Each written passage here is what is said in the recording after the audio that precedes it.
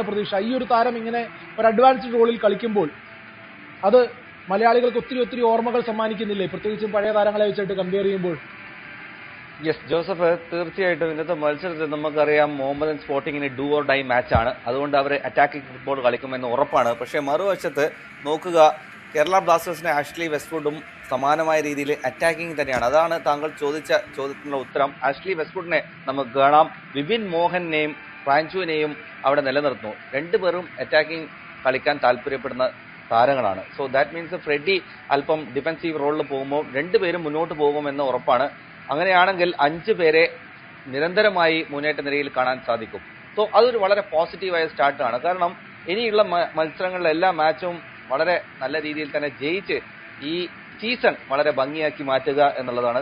അതിന് ഉദാഹരണം കഴിഞ്ഞ 5 മത്സരമാണ്. ആ കഴിഞ്ഞ 5 മത്സരത്തിൽ ഒരു പരാജയം മാത്രമേ ഉള്ളൂ എന്നും ഓർക്കണം. അതായത് ടോപ്പ് ലെവൽ ടീം, ടോപ്പ് സ്പോട്ടിലുള്ള ടീമുകൾ കളിക്കുന്ന രീതിയിലാണ് കേരള ബ്ലാസ്റ്റേഴ്സ് മത്സരങ്ങളെ സമീപിച്ചുകൊണ്ടിരിക്കുന്നത്. കേരള ബ്ലാസ്റ്റേഴ്സ് ഈ മത്സരങ്ങളെയൊക്കെ സമീപിക്കുന്നത് വളരെ വ്യക്തമായ ഒരു ഗെയിം പ്ലാനോട് കൂടിയാണ്. ആഷ്ലി വെസ്റ്റ്വുഡിന്റെ 4-3-3 ഫോർമേഷനിൽ നമ്മളെപ്പോഴും സംസാരിക്കാറുണ്ട്, ഒരു സെന്റർ ബാക്ക് അതൊരു പൊസഷൻ ഉള്ളപ്പോൾ അദ്ദേഹം ഒരു ഡിഫൻസീവ് മിഡ്ഫീൽഡറായി ഒരു മിഡ്ഫീൽഡറായിട്ടും ഒക്കെ മാറുന്ന അങ്ങനെ ഒരു ഫ്ലോട്ടിംഗ് റോളിൽ നമ്മൾ ഇതുവരെ 3 താരങ്ങളെ കണ്ടിട്ടുണ്ട്. ആദ്യം മത്യാസ് ഹെർണാണ്ടസ് ആണ് റോൾ കളിച്ചതെങ്കിൽ പിന്നീട് ഡാനിഷ് ഫാറൂഖ് ആണ് കളിച്ചത്. അതിനുശേഷം നമ്മൾ അവസാന മത്സരത്തിൽ ഐബാൻ ഡോലിങ്ങിനെയാണ് കണ്ടത്. ഐബാൻ ഇപ്പോൾ ആ സ്ഥാനം ഏകദേശം ഉറപ്പിച്ച രീതിയിലാണ് കഴിഞ്ഞ മത്സരത്തിലേക്ക് പ്രകടനം. അപ്പോൾ അദ്ദേഹം തന്നെ ആവുമോ ഇന്ന് ആ പൊസിഷൻ കളിക്കുക? അങ്ങനെ അദ്ദേഹം വെക്കേറ്റ് ചെയ്യുന്ന സ്പേസ് മുഹമ്മദൻ സ്പോർട്ടിങ്ങിന്റെ കൗണ്ടർ അറ്റാക്കിൽ പ്രശ്നമുണ്ടാക്കുമോ? അങ്ങനെയുള്ള ചോദ്യങ്ങളൊക്കെ ഈ മത്സരത്തിന് മുന്നോടിയായി പ്രസക്തമായി വരികയാണ്. കൗണ്ട് ഡൗൺ സൂചിക ചുരുക്കപ്പെടുകയാണ്. കിക്ക് ഓഫിനായി കാത്തിരിക്കുന്നു റഫറി തേജസ് നാഗ്വേങ്കറിന്റെ വിസിലിനായി കൊച്ചി കാത്തിരിക്കുന്നു. റഫറിയുടെ വിസിലോടുകൂടി മുഹമ്മദൻ സ്പോർട്ടിങ്ങിന്റെ ടച്ചോടുകൂടി ഇന്ത്യൻ സൂപ്പർ ലീഗിന്റെ 12ാം സീസണിലെ 12ാം റൗണ്ട് മത്സരം ആരംഭിക്കുകയാണ്. Kerala Blasters versus Mohammedan sporting.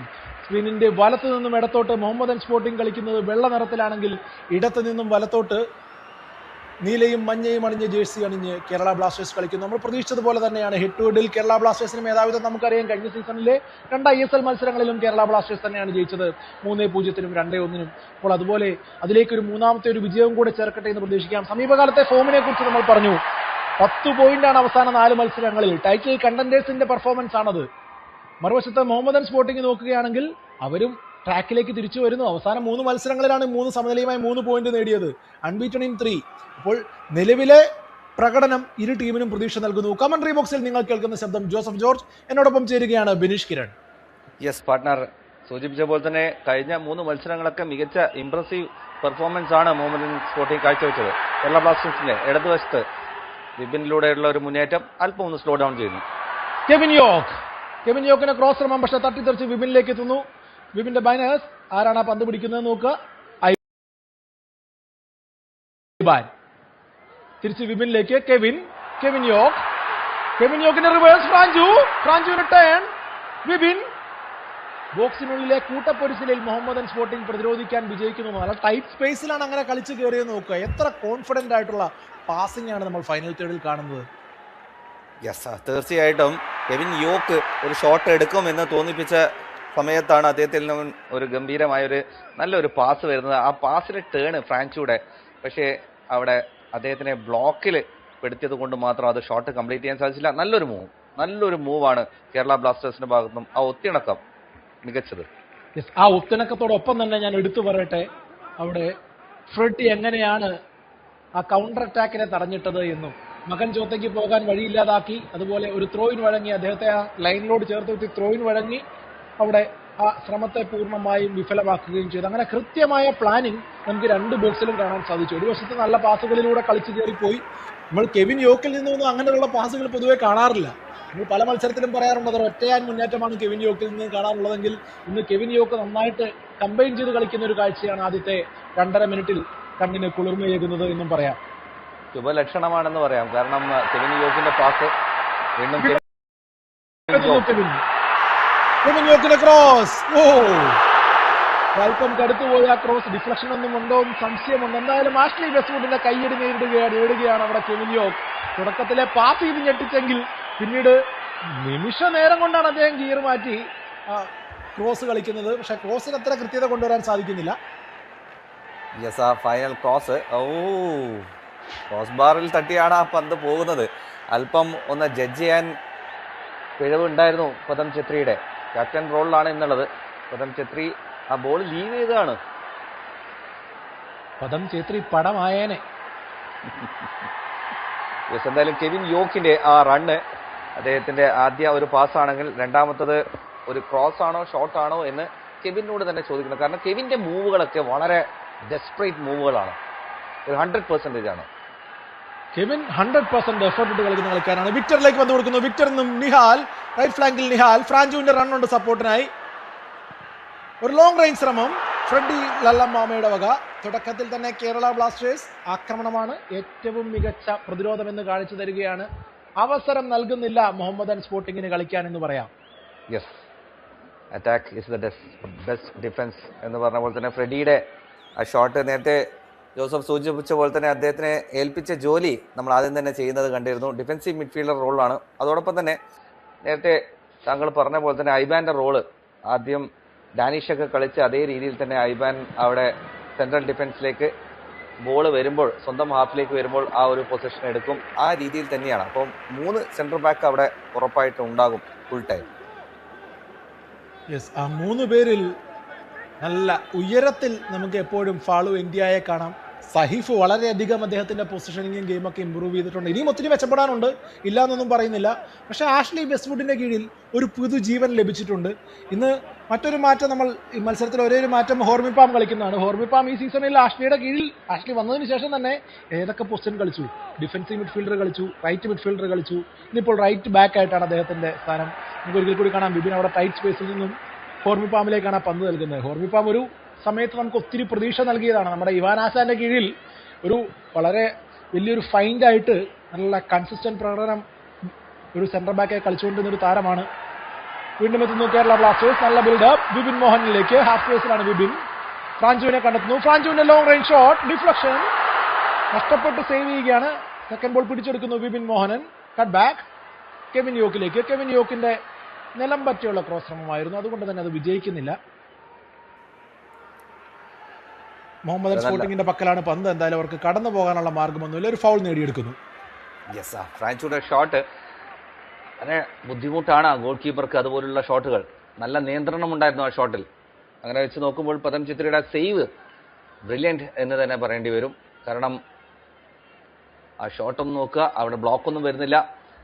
ആ ബ്ലോക്ക് വരുന്നില്ലെങ്കിൽ പോലും അദ്ദേഹത്തിന് അത് വലയിലേക്ക് എത്തിക്കാൻ സാധിച്ചില്ല. അല്പം കൂടി ഒരു പവർ ജനറേറ്റ് ചെയ്യാൻ സാധിച്ചിരുന്നെങ്കിൽ പദം ചിത്രയെ കടന്ന് അത് വലയിലേക്ക് പോകുമായിരുന്നു. ജുവൽ മജുംദാറിന്റെ സാന്നിധ്യം അവിടെ ഉണ്ടായിരുന്നു. അപ്പോൾ അതുകൊണ്ട് തന്നെ ഒരല്പം ബുദ്ധിമുട്ടാണ് ഗോൾ കീപ്പറിനെ സ്പോട്ട് ചെയ്യാനും. അദ്ദേഹത്തിന്റെ കാലിൽ കൊണ്ടോ ഇല്ലയോ എന്നുള്ള ഒരു ചെറിയ സംശയവുമുണ്ട്. എന്തായാലും അത് നിലം പറ്റിയുള്ള അങ്ങനെയുള്ള ഷോട്ടുകൾ പിടിച്ചെടുക്കാൻ പാടാണ് എന്ന് നമ്മൾ പലവട്ടം പറഞ്ഞിട്ടുണ്ട്. അത് തന്നെയാണ് നമ്മളവിടെ കണ്ടതും. പദം ചേത്രി പിടിച്ചെടുത്തില്ല, തട്ടി അകറ്റുകയായിരുന്നു. വീണ്ടും മുഹമ്മദൻസിന്റെ ശ്രമം വിഫലമാക്കുകയാണ് കേരള ബ്ലാസ്റ്റേഴ്സ്. അത്യാവശ്യം നന്നായി തന്നെ എല്ലാ സോണും കവർ ചെയ്തിട്ടുണ്ടെന്ന് പറയാം. കെവിൻ യോക്ക് ഒരിക്കൽ കൂടി. ഫ്രാഞ്ചു വിപിനിലേക്ക്. വിപിൻ അത് പിടിച്ചെടുക്കാൻ ഇത്തിരി പാടുപെടും.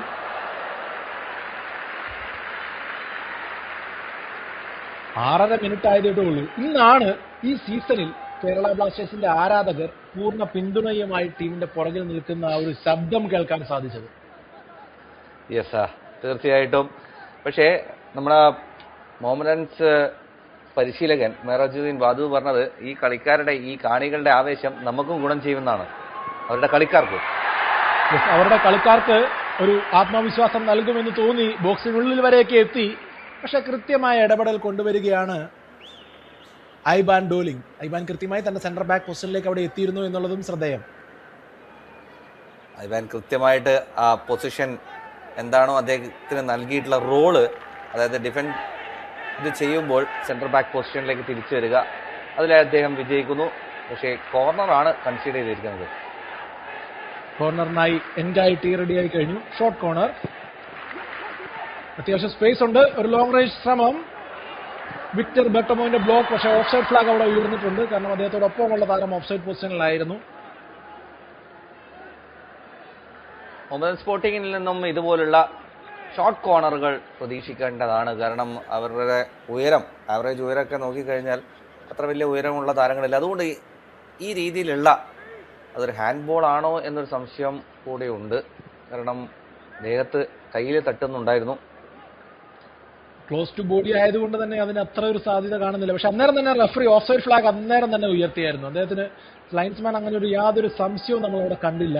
കാരണം ആ ഷോട്ട് എടുക്കുന്ന നേരത്തെ ആ ഫ്രീസ് ഫ്രെയിം അവിടെ ശ്രദ്ധിച്ചു കഴിഞ്ഞാൽ 2-3 മുഹമ്മദൻ താരങ്ങൾ ഓഫ് സൈഡിലായിരുന്നു. കാരണം കൃത്യമായി തന്നെ ഷോർട്ട് കോർണറാണ്, പന്ത് പിന്നിലേക്കാണ് പോകുന്നത് കണ്ട് അത് കൃത്യമായി അത് മുടക്കിയിരുന്നു. വീണ്ടും എത്തുന്നു കേരള ബ്ലാസ്റ്റേഴ്സ്. ഫ്രാഞ്ചുവിലൂടെ 2 താരങ്ങളെ മറികടന്ന് ബോക്സിനുള്ളിൽ ഫ്രാഞ്ചു സെറ്റപ്പ് ഷോട്ട് ബ്ലോക്ക് നഷ്ടപ്പെടുകയാണ് അവസരം. എല്ലാം പെട്ടെന്നായിരുന്നു. ഫ്രാഞ്ചു അവിടെ എത്തിയതും ഫ്രാഞ്ചുവിന് പന്ത് കിട്ടില്ല എന്ന് വരെ തോന്നി. പക്ഷെ അവിടെയാണ് ആ 2 താരങ്ങളെ തന്റെ എക്സ്പീരിയൻസ് ഉപയോഗിച്ച് മറികടന്ന് ഒരു കട്ട് ബാക്കിലൂടെ സ്പേസ് കണ്ടെത്തുന്നത്. അദ്ദേഹം തന്നെ പിന്നിലോട്ട് ഡ്രിബിളിൽ സ്പേസ് കണ്ടെത്തുന്നു. വീണ്ടും എത്തുന്നു കേരള. നിഹാൽ സുധീഷ് ബൈലൈനിലേക്ക് കയറാനുള്ള ശ്രമം. പക്ഷെ പന്ത് അദ്ദേഹം പ്രൊട്ടക്ട് ചെയ്തു. അതിനിടയിൽ ഒരു സ്റ്റെപ്പ് നഷ്ടപ്പെടുന്നു. കാരണം മക്കൻ ചോത്തെ കൂടെ തന്നെ ഉണ്ടായിരുന്നു. നിഹാല ഒന്ന് ഡിഫൻഡറെ മറികടന്ന് ഒരു കട്ട് ബാക്ക് നടത്താനുള്ളൊരു ശ്രമമായിരുന്നു. പക്ഷെ അതിന് തൊട്ട് മുന്നേ ആ ഫ്രാഞ്ചു നടത്തിയ ആ മുന്നേറ്റം, അവിടെ അദ്ദേഹം ഒരു ക്രോസിനൊന്നും താല്പര്യപ്പെടാതെ വെയിറ്റ് ചെയ്യുകയായിരുന്നു ഫ്രെഡി വരാൻ വേണ്ടി. അതിനുശേഷമാണ് ആ പന്ത് റിലീസ് ചെയ്യുന്നത്. കൃത്യമായ ഒരു റിലീസായിരുന്നു. പക്ഷേ വീണ്ടും ബ്ലോക്കുകൾ സൃഷ്ടിക്കുന്നു മുഹമ്മദൻ സ്പോർട്ടിംഗ് മധ്യനിരയും ഡിഫൻസും.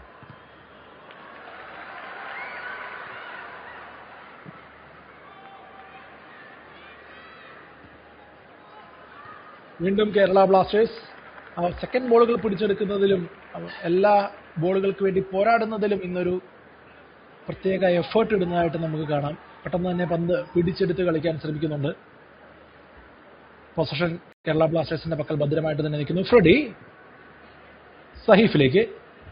ഐബാന്റെ പൊസിഷനിങ് നോക്കുക, ഫ്രെഡിയോടൊപ്പം തന്നെയാണ്. ഇപ്പോൾ ആ ഡിഫൻസീവ് മിഡ്ഫീൽഡറുടെ പൊസിഷനിലാണ് ഇപ്പോൾ പൊസിഷനിൽ. അത് അറ്റാക്ക് പോകുമ്പോൾ പുള്ളി ഒരു സെൻട്രൽ മിഡ്ഫീൽഡറായി ഇനിയും മുന്നോട്ട് കയറും. അങ്ങനെ ഒരു മത്സരത്തിൽ തന്നെ വ്യത്യസ്തമായ റോളുകൾ ചെയ്യുന്ന ഐബാനെ കാണാം. പക്ഷെ ഫ്രെഡിക്ക് കൊടുത്ത പാസ് അദ്ദേഹം ഫസ്റ്റ് ടൈം നൽകാൻ ശ്രമിക്കുമ്പോൾ പൊസിഷൻ നഷ്ടമാവുകയാണ്. നിഹാൽ പക്ഷെ വിട്ടുകൊടുക്കുന്നില്ല. നിഹാൽ ഓടി പിടിക്കാനുള്ള ശ്രമമാണ്. നിർത്താതെ ഓടുമ്പോൾ കാൽച്ചുവടുകൾ ഒരല്പം പിഴയ്ക്കും. പക്ഷേ അങ്ങനെ സമ്മർദ്ദം ഉണ്ടാകും. ആ സമ്മർദ്ദത്തിലൂടെ പന്ത് തിരിച്ചു പിടിക്കുന്നു. Vipin to Victor to Freddy. Aiban ലെഫ്റ്റിൽ സഹീഫിലേക്ക്. കെവിൻ യോക്ക് വന്നപ്പോൾ തന്നെ ഒരു ട്രിക്കിലൂടെ ഒന്ന് ഫ്ലിക്ക് ചെയ്ത് മുന്നേറാനുള്ള ശ്രമമായിരുന്നു. നഷ്ടപ്പെട്ടു പോയിരുന്നു പൊസിഷൻ. മറുവശത്ത് മുഹമ്മദൻ സ്പോർട്ടിങ് അവരുടെ ഷെയ്പ്പൊക്കെ മെയിൻറ്റെയിൻ ചെയ്യുന്നുണ്ട്. പക്ഷേ എങ്കിൽ പോലും കേരള ബ്ലാസ്റ്റേഴ്സ് അവരുടെ ഗ്യാപ്പിൽ ഇൻ ബിറ്റ്വീൻ ബോൾ സ്വീകരിക്കാനും പാസ് ചെയ്യാനൊക്കെ സുഖമായിട്ട് സാധിക്കുന്നു. ഒരു ഫൗൾ നേടിയെടുക്കുകയാണ് കേരള ബ്ലാസ്റ്റേഴ്സ്. മുഹമ്മദൻ സ്പോർട്ടിങ്ങിന്റെ കാര്യം പറയുമ്പോൾ ഈ സീസണിൽ ഏറ്റവും അധികം ഗോളുകൾ കൺസീഡ് ചെയ്ത ടീമാണെന്ന് പ്രത്യേകിച്ച് എടുത്തു പറയേണ്ട കാര്യമൊന്നുമില്ല. എന്നാൽ അതിൽ ശ്രദ്ധേയമായ കാര്യം 23 ഗോളുകൾ അവർ കൺസീഡ് ചെയ്തിട്ടുണ്ടെങ്കിൽ അതിൽ 14 ഗോളും കൺസീഡ് ചെയ്തേക്കുന്നത് ആദ്യ പകുതിയിലാണ്. അപ്പോൾ ആദ്യ പകുതിയിൽ മുഹമ്മദൻ സ്പോർട്ടിംഗ് കൺസീഡ് ചെയ്യാനുള്ള സാധ്യത കൂടുതലാണെന്ന് പറയാം. അത് ഈ സെറ്റ് പീസ് വന്നപ്പോൾ ഒന്ന് ഓർമ്മിപ്പിച്ചു എന്നേ ഉള്ളൂ.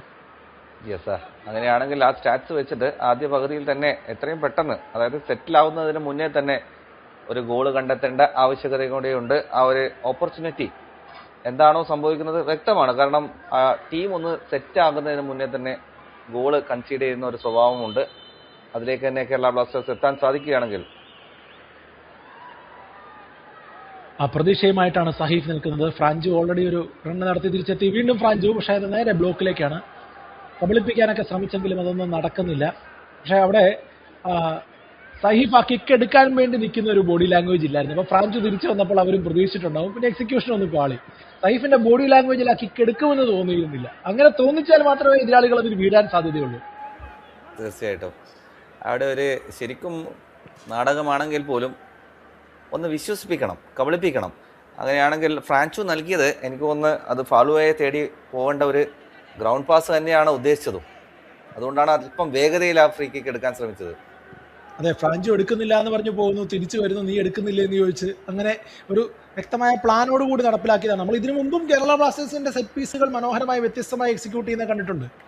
ഇപ്പോഴും ഓർമ്മ വരുന്നു വിപിൻ മോഹനന്റെ ഒരു ഫ്രീ കിക്ക് നേരെ ഹോർമി പാമ്പിലേക്ക് പോകുന്നു. ഹോർമി പാമ്പിൽ നിന്ന് ഫ്ലാങ്കിലേക്ക് ഫ്രാഞ്ചുവിലേക്ക്, അവിടെ നിന്നൊരു ക്രോസ് വരുന്നു, ഗോൾ വരുന്നു. അങ്ങനെ വളരെ വ്യക്തമായ ഒരു ഓർമ്മയാണ് ഈ സീസണിൽ നമുക്ക് നൽകിയിട്ടുള്ളത്. വീണ്ടും എത്തുന്നു കേരള ബ്ലാസ്റ്റേഴ്സ്. കെവിൻ യോക്കിലൂടെ ലെഫ്റ്റ് ഫ്ലാങ്കിൽ കെവിൻ യോക്കിന്റെ ക്രോസ് വിക്ടറിനെ കണ്ടെത്താൻ സാധിക്കുന്നില്ല. അതിന് മുമ്പ് തന്നെ ദിനേശ് ഷെഡ്ഡി തകട്ടുകയാണ്. സെക്കൻഡ് ബോൾ പിടിച്ചെടുത്തു ഫ്രെഡി, പക്ഷേ അത് പാസ്സായി നൽകാനുള്ള ശ്രമം പരാജയപ്പെടുകയാണ്. ഒരു കൗണ്ടർ അറ്റാക്ക് സാഹചര്യമുണ്ടോ? ഇവിടെയാണ് മുഹമ്മദൻ സ്പോർട്ടിങ്ങിനെ സൂക്ഷിക്കേണ്ടത്.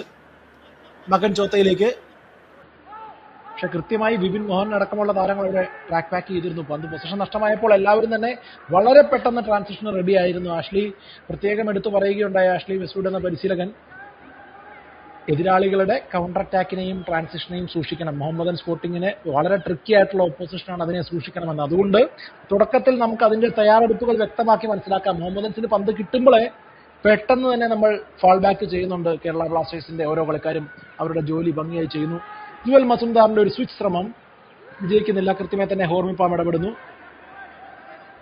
സപ്പോർട്ട് വളരെ വ്യക്തമാണ്. കാരണം കേരള ബ്ലാസ്റ്റേഴ്സിന് സ്പേസ് തൊട്ടപ്പുറത്തെ ഹാഫിൽ പോയി കണ്ടെത്താൻ സാധിക്കുന്ന, മറുവശത്ത് ഷോർട്ട് പാസുകളാണ് കൂടുതലും കളിക്കാൻ താല്പര്യപ്പെടാറ്. ഈ ഒരു ലോങ് പാസ് തന്നെ അതിന്റെ ഉദാഹരണമാണ്. കാരണം കേരള ബ്ലാസ്റ്റേഴ്സിന്റെ അവിടെ സ്പേസ് കണ്ടെത്താനും പന്ത് റൊട്ടേറ്റ് ചെയ്യാനും മുഹമ്മദൻസിന് ഇന്ന് തീരെ സാധിക്കുന്നില്ല.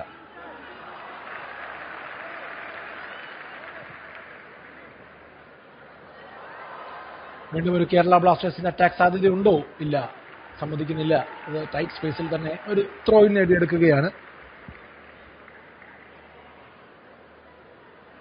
ഇന്ന് ഒന്നിലധികം താരങ്ങൾക്ക് ഫുട്ടിങ് നഷ്ടമാവുന്നുണ്ട്. അത് പുള്ളിക്ക് സ്റ്റെപ്പ് നഷ്ടമായതിനു ശേഷമാണ്, പക്ഷെ അതിന് ശേഷമാണ് കെവിൻ യോക്ക് ഇന്നത്തെ ചവിട്ടിയത്. ഇതാണ് കാണികളുടെ ഇടപെടൽ, നമ്മൾ ആഗ്രഹിച്ച കാണികളുടെ ഇടപെടൽ. ആ തീരുമാനത്തിനെതിരെ എങ്ങനെയാണത് ഫൗളാകുന്നത്? കളിക്കാരൻ തന്നെ വീണതാണ്. അതിനുശേഷം ഒരു കോണ്ടാക്ട് ഉണ്ടായി കാണും, പക്ഷെ ഓൾറെഡി അവിടെ അദ്ദേഹം വീണ് കഴിഞ്ഞിരുന്നു. നമുക്ക് ഒരിക്കൽ കൂടി കാണാം ആ ഒരു ത്രോയിനും. യെസ്, ശരിക്കും പറഞ്ഞാൽ കെവിൻ യോക്ക് അദ്ദേഹം വീണില്ലായിരുന്നെങ്കിൽ കെവിൻ യോക്കിന് അവിടെ ആ കാലിൽ ചവിട്ടേണ്ട ഒരു സ്ഥിതി വരില്ലായിരുന്നു. യെസ്, അതാണ് അവിടെ കാണികളുടെ പ്രതിഷേധം നമുക്ക് കാണാമായിരുന്നു. അങ്ങനെയുള്ള പ്രതിഷേധം വരുമ്പോൾ കുറച്ചും കൂടെ എളുപ്പമാകും കേരള ബ്ലാസ്റ്റേഴ്സിന് കാര്യങ്ങൾ. കാരണം കൊച്ചിയിൽ കളിക്കാൻ അത്ര എളുപ്പമല്ല എന്ന് എതിർ ടീമിന് ബോധ്യപ്പെടും. വീണ്ടും ഒരു ലോങ് ബോൾ ശ്രമം കൃത്യമായി പ്രതിരോധിക്കുന്നു ഫ്രെഡി. നമ്മൾ പറഞ്ഞിരുന്നു ലോങ് ബോളിൽ സൂക്ഷിക്കണം മുഹമ്മദൻ സ്പോർട്ടിങ്ങിന് എന്ന്. എന്നാൽ ഇന്നത്തെ ലോങ് ബോളുകളെല്ലാം ഇതുവരെ കൃത്യമായി റെഡി ചെയ്തിട്ടുണ്ട്. അതൊരു കേരള ബ്ലാസ്റ്റേഴ്സിന്റെ ത്രോ അല്ലായിരുന്നു.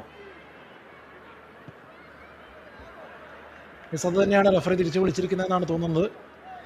കാരണം അല്ലെങ്കിൽ ആഷ്ലി വെസ്റ്റ്വുഡിനെ അത്ര ശാന്തനായി കാണാൻ പറ്റില്ല. മെഹ്റാജുദ്ദീൻ വാഡുവിന്റെ ആ ചോദ്യത്തിൽ നിന്ന് മനസ്സിലാക്കുകയും ചെയ്യാം അവർക്കെതിരെയാണ് ആ വിളി വന്നിരിക്കുന്നതെന്ന്. അല്ല, മുഹമ്മദൻസിന് തന്നെയാണ് ത്രോ കൊടുത്തേക്കുന്നത്. കുറച്ച് മുന്നിൽ പോയി ആ ത്രോ എടുത്തതുകൊണ്ടാണ് ആ റീത്രോ എടുക്കാൻ വേണ്ടിയിട്ട് റഫറി അവസരം നൽകിയത്. എന്തായാലും പെട്ടെന്ന് തന്നെ പൊസിഷൻ തിരിച്ചു പിടിക്കുന്നു Kerala Blasters. Kevin Yoke Vipin മോഹനിലേക്ക്. വിപിൻ ഒരു ബാക്ക് ഹീലിലൂടെ കെവിനെ കണ്ടെത്താനുള്ള ശ്രമമായിരുന്നു, പരാജയപ്പെടുന്നു. മുഹമ്മദൻ ഇന്ന് സ്ലോ ഡൗൺ ചെയ്യുകയാണ്. എൻഗായറ്റി വീണ്ടും അദ്ദേഹത്തിന് ഫുട്ടിങ് നഷ്ടപ്പെടുന്നു. ഒരു വ്യക്തമായിട്ടൊരു ഔട്ട്ലെറ്റ് കിട്ടുന്നില്ല. അതുകൊണ്ട് സേഫായി ദിനേശ് മീത്തയിലേക്ക് നൽകുകയാണ്. അമർജീത്തിനെയൊക്കെ ഇപ്പോഴാണെന്ന് കാണുന്നത് ഈ മത്സരത്തിൽ. ജുവൽ മസുംദാർ, മഹിതോഷ് റോയ്, അദ്ദേഹം ഒരു ലോങ് റേഞ്ചർ ഒക്കെ എടുക്കുന്ന ആളാണ്. ഇതുവരെ പിക്ചറിലേ വന്നിട്ടില്ല. അപ്പോൾ അതാണ് നേരത്തെ സൂചിപ്പിച്ചത്, അല്പം സമ്മർദ്ദം ചെലുത്തുന്നുണ്ട് കേരള ബ്ലാസ്റ്റേഴ്സ്.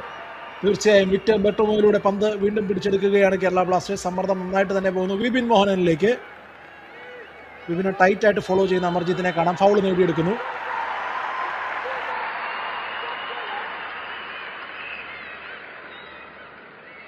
വിപിൻ അത്യാവശ്യം ടൈറ്റ് സ്പേസിൽ നന്നായിട്ട് കളിക്കാൻ കഴിവുള്ളൊരു താരമാണ്. പ്രത്യേകിച്ച് അദ്ദേഹത്തിന്റെ വിഷനും പാസിംഗ് റേഞ്ചും ഒക്കെ നോക്കുമ്പോൾ. അപ്പോൾ അതുകൊണ്ട് തന്നെ അങ്ങനെയുള്ള ഏരിയകളിൽ ഫൗൾ നേടിയെടുക്കാൻ അദ്ദേഹത്തിന് വലിയ പ്രശ്നം ഉണ്ടാവില്ല. കൃത്യമായി തന്നെ ബോൾ പ്രൊട്ടക്ട് ചെയ്യാൻ അറിയാം. കൃത്യമായിട്ട് ആ ഫൗള് നേടിയെടുക്കുകയാണ്. ബോളിന്റെയും ഡിഫൻഡറിന്റെയും ഇടയിലേക്ക് ശരീരം കൊണ്ടുവന്ന് ഡിഫൻഡറിനെ കൊണ്ട് ഫൗള് ചെയ്യിപ്പിക്കുന്ന ഒരു കാഴ്ച. എന്തായാലും ഇത് ഫ്രാൻചോ എങ്ങനെയാണ് ഈ ഫ്രീ കിക്കിനെ സമീപിക്കാൻ പോകുന്നതെന്ന് നോക്കാം. ഫാൾവോ ഇന്ത്യ ഉണ്ട്, ഓർമിപ്പാം ഉണ്ടാകും, സൈഫ് ഉണ്ടാകും. സോ പോസ്റ്റിലേക്ക് എന്തായാലും ഡയറക്റ്റ് ഷോട്ട് എടുക്കാനുള്ള സാധ്യത കുറവാണ്. നല്ല പിടിവലിയുണ്ട് അവിടെ ദിനേശും ഫാളുവും തമ്മിൽ ഉന്തും തള്ളുമൊക്കെയായി മാറിയിരുന്നു. റഫറി തേജസ് ദാഗോങ്കർ കൃത്യമായ ഇടപെടുന്നത് കാണാം, കൃത്യമായ നിരേശനെ നിർദ്ദേശിക്കുന്നത് കാണാം. വട്ടം പിടിക്കാൻ അനുവദിക്കില്ല എന്ന് പറയുന്നത് വ്യക്തമായിട്ട് അദ്ദേഹത്തിന്റെ ആംഗ്യത്തിൽ നിന്ന് മനസ്സിലാക്കാമായിരുന്നു. വീണ്ടും കേരള ബ്ലാസ്റ്റേഴ്സിന് അനുകൂലമായ ഫ്രീ കിക്ക് 18-ാം മിനിറ്റിലാണ്.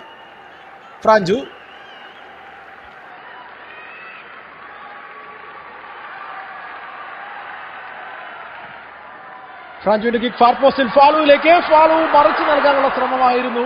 വിക്ടർ കാത്തു നിൽപ്പുണ്ടായിരുന്നു, പക്ഷേ കാത്തു നിൽക്കുന്ന വിക്ടറിന് പന്ത് എത്തുന്നില്ല. അതിനു മുമ്പ് തന്നെ കൈപ്പിടിയിൽ ഒതുക്കുകയാണ് പദം ഛേത്രി എന്ന ഗോൾ കീപ്പർ. നല്ലൊരു പ്ലാൻ തന്നെയായിരുന്നു.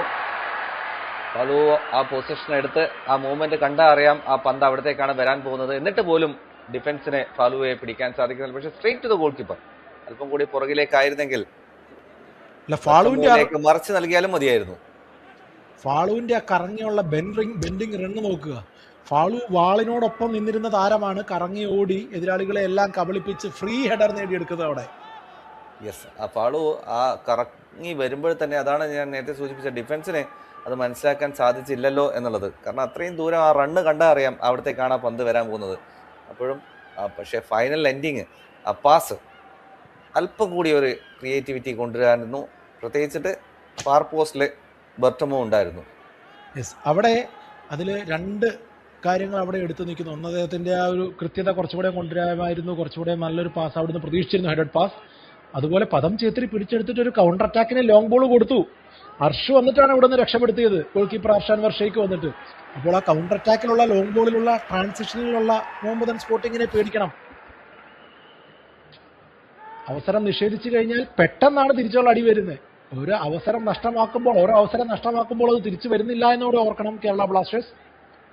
എന്നാലും ആദ്യ 20 മിനിറ്റിൽ കേരള ബ്ലാസ്റ്റേഴ്സിന്റെ കയ്യിൽ തന്നെയാണ് കാര്യങ്ങൾ എന്ന് പറയാം.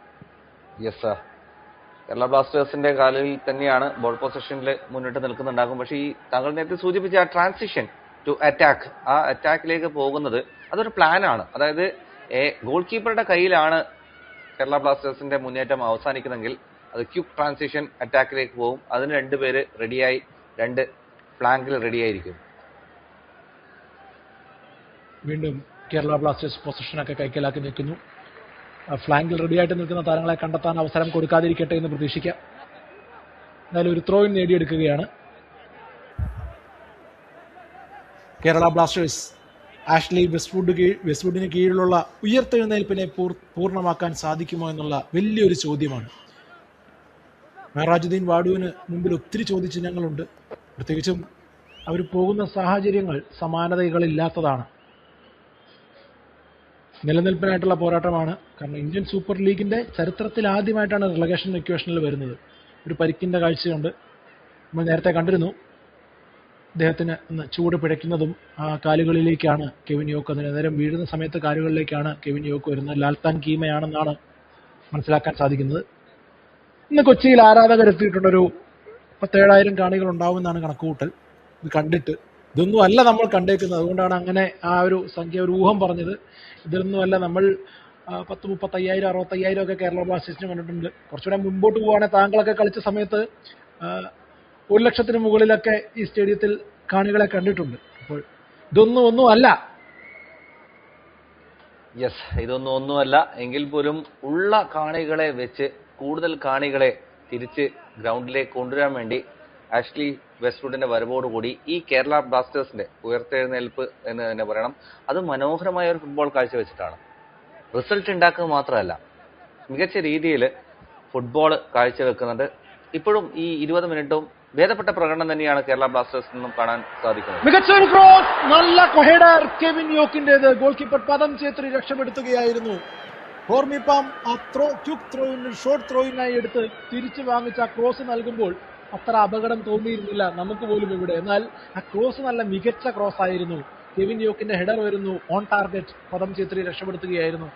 വീണ്ടും എത്തുകയാണ് കേരള ബ്ലാസ്റ്റേഴ്സിന്റെ കയ്യിൽ തന്നെയാണ് പൊസിഷൻ. വിപിൻ മോഹനൻ, ഐബാൻ, ഫ്രെഡി,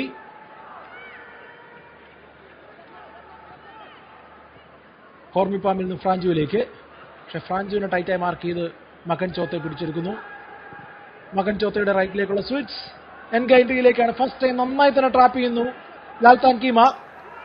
ലാൽത്താൻ കീമ നന്നായി സെറ്റപ്പ് ചെയ്യുമ്പോൾ വിപിൻ മോഹനന്റെ ഒരു കൃത്യമായ സ്ലൈഡ് ഉണ്ടായിരുന്നു. അവിടെ അടി വരുവാണെന്ന് മനസ്സിലാക്കി തന്നെയാണ് വിപിൻ മോഹനൻ മകൻ ചോത്തയ്ക്ക് അവസരം നിഷേധിച്ചത്. അതുകൊണ്ട് തന്നെ അദ്ദേഹത്തിന് ആ സമ്മർദ്ദത്തിൽ ഓൺ ടാർഗറ്റ് ഷോട്ട് കണ്ടെത്താൻ സാധിക്കുന്നില്ല. ഇതാണ് നമ്മൾ പേടിച്ചിരിക്കണമെന്ന് പറഞ്ഞ മുഹമ്മദൻ സ്പോർട്ടിംഗ് ട്രാൻസിഷൻ. ആ അടി നോക്കുക, ഫസ്റ്റ് ടൈം തന്നെ വന്ന വഴി തന്നെ മകൻ ചോത്തയ്ക്ക് ഷോട്ട് എടുക്കാനുള്ള ഒരു അവസരം സൃഷ്ടിക്കുന്നു. ഇതാണ് ഇതിനു മുമ്പ് പറഞ്ഞ ആ ഒരു കേരള ബ്ലാസ്റ്റേഴ്സ് അവസരം. ഹോർമിപാമിന്റെ ത്രോ ആൻഡ് ക്രോസ്, കെവിൻ യോക്കിന്റെ ഹെഡർ. കെവിൻ യോക്കിന്റെ ഹെഡർ എത്ര മനോഹരമായിട്ടാണ് പദം ചേത്രി അവിടെ സേവ് ചെയ്യുന്നത്. ഇടം കൈ കൊണ്ട് ആ കുത്തിപ്പൊങ്ങുന്ന പന്ത് അദ്ദേഹം കുത്തി അകറ്റുകയായിരുന്നു. അതിനുശേഷം ഒരു കൗണ്ടർ അറ്റാക്ക് നമ്മൾ കണ്ടു. വീണ്ടും എത്തുന്നു കേരള ബ്ലാസ്റ്റേഴ്സ്. കെവിൻ യോക്ക്, ഒരു സ്വിച്ച് ആണ്. നിഹാൽ സുധീഷാണ് ലക്ഷ്യം. പിടിച്ചെടുക്കാൻ സാധിക്കുമോ? യെസ്, നിഹാൽ സുധീഷ്. മകൻ ചോത്തയുടെ സാന്നിധ്യമുണ്ട്. അദ്ദേഹം പന്ത് വീണ്ടെടുക്കുന്നു. സപ്പോർട്ടുമായി സജാദ്, മഹിതോഷ്. പെട്ടെന്ന് തന്നെ എൻഗായൻറ്റി കൊടുത്തു വാങ്ങാനുള്ള മുന്നേറ്റമായിരുന്നു, ശ്രമമായിരുന്നു. പക്ഷേ അതൊന്നും അനുവദിക്കുന്നില്ല. വിപിൻ മോഹനൻ പന്ത് വീണ്ടെടുക്കുന്നു. ഫ്രാഞ്ചുവിന്റെ ഇടങ്കാലൻ ഷോട്ട്, അത്യുഗ്രൻ സേവുമായി പദം ചേത്രി ഒരിക്കൽ കൂടി കളം നിറയുകയാണ്. വീണ്ടും കെവിൻ യോക്ക്, ബോക്സിനുള്ളിൽ കെവിൻ യോക്ക്. ഓ, വീണ്ടും പദം ചേത്രി. ഒരിക്കൽ കൂടി കേരള ബ്ലാസ്റ്റേഴ്സ് വിപിന്റെ അടി വാളുന്നു. അടി തെറ്റിയാൽ വിപിനും പിഴയ്ക്കും.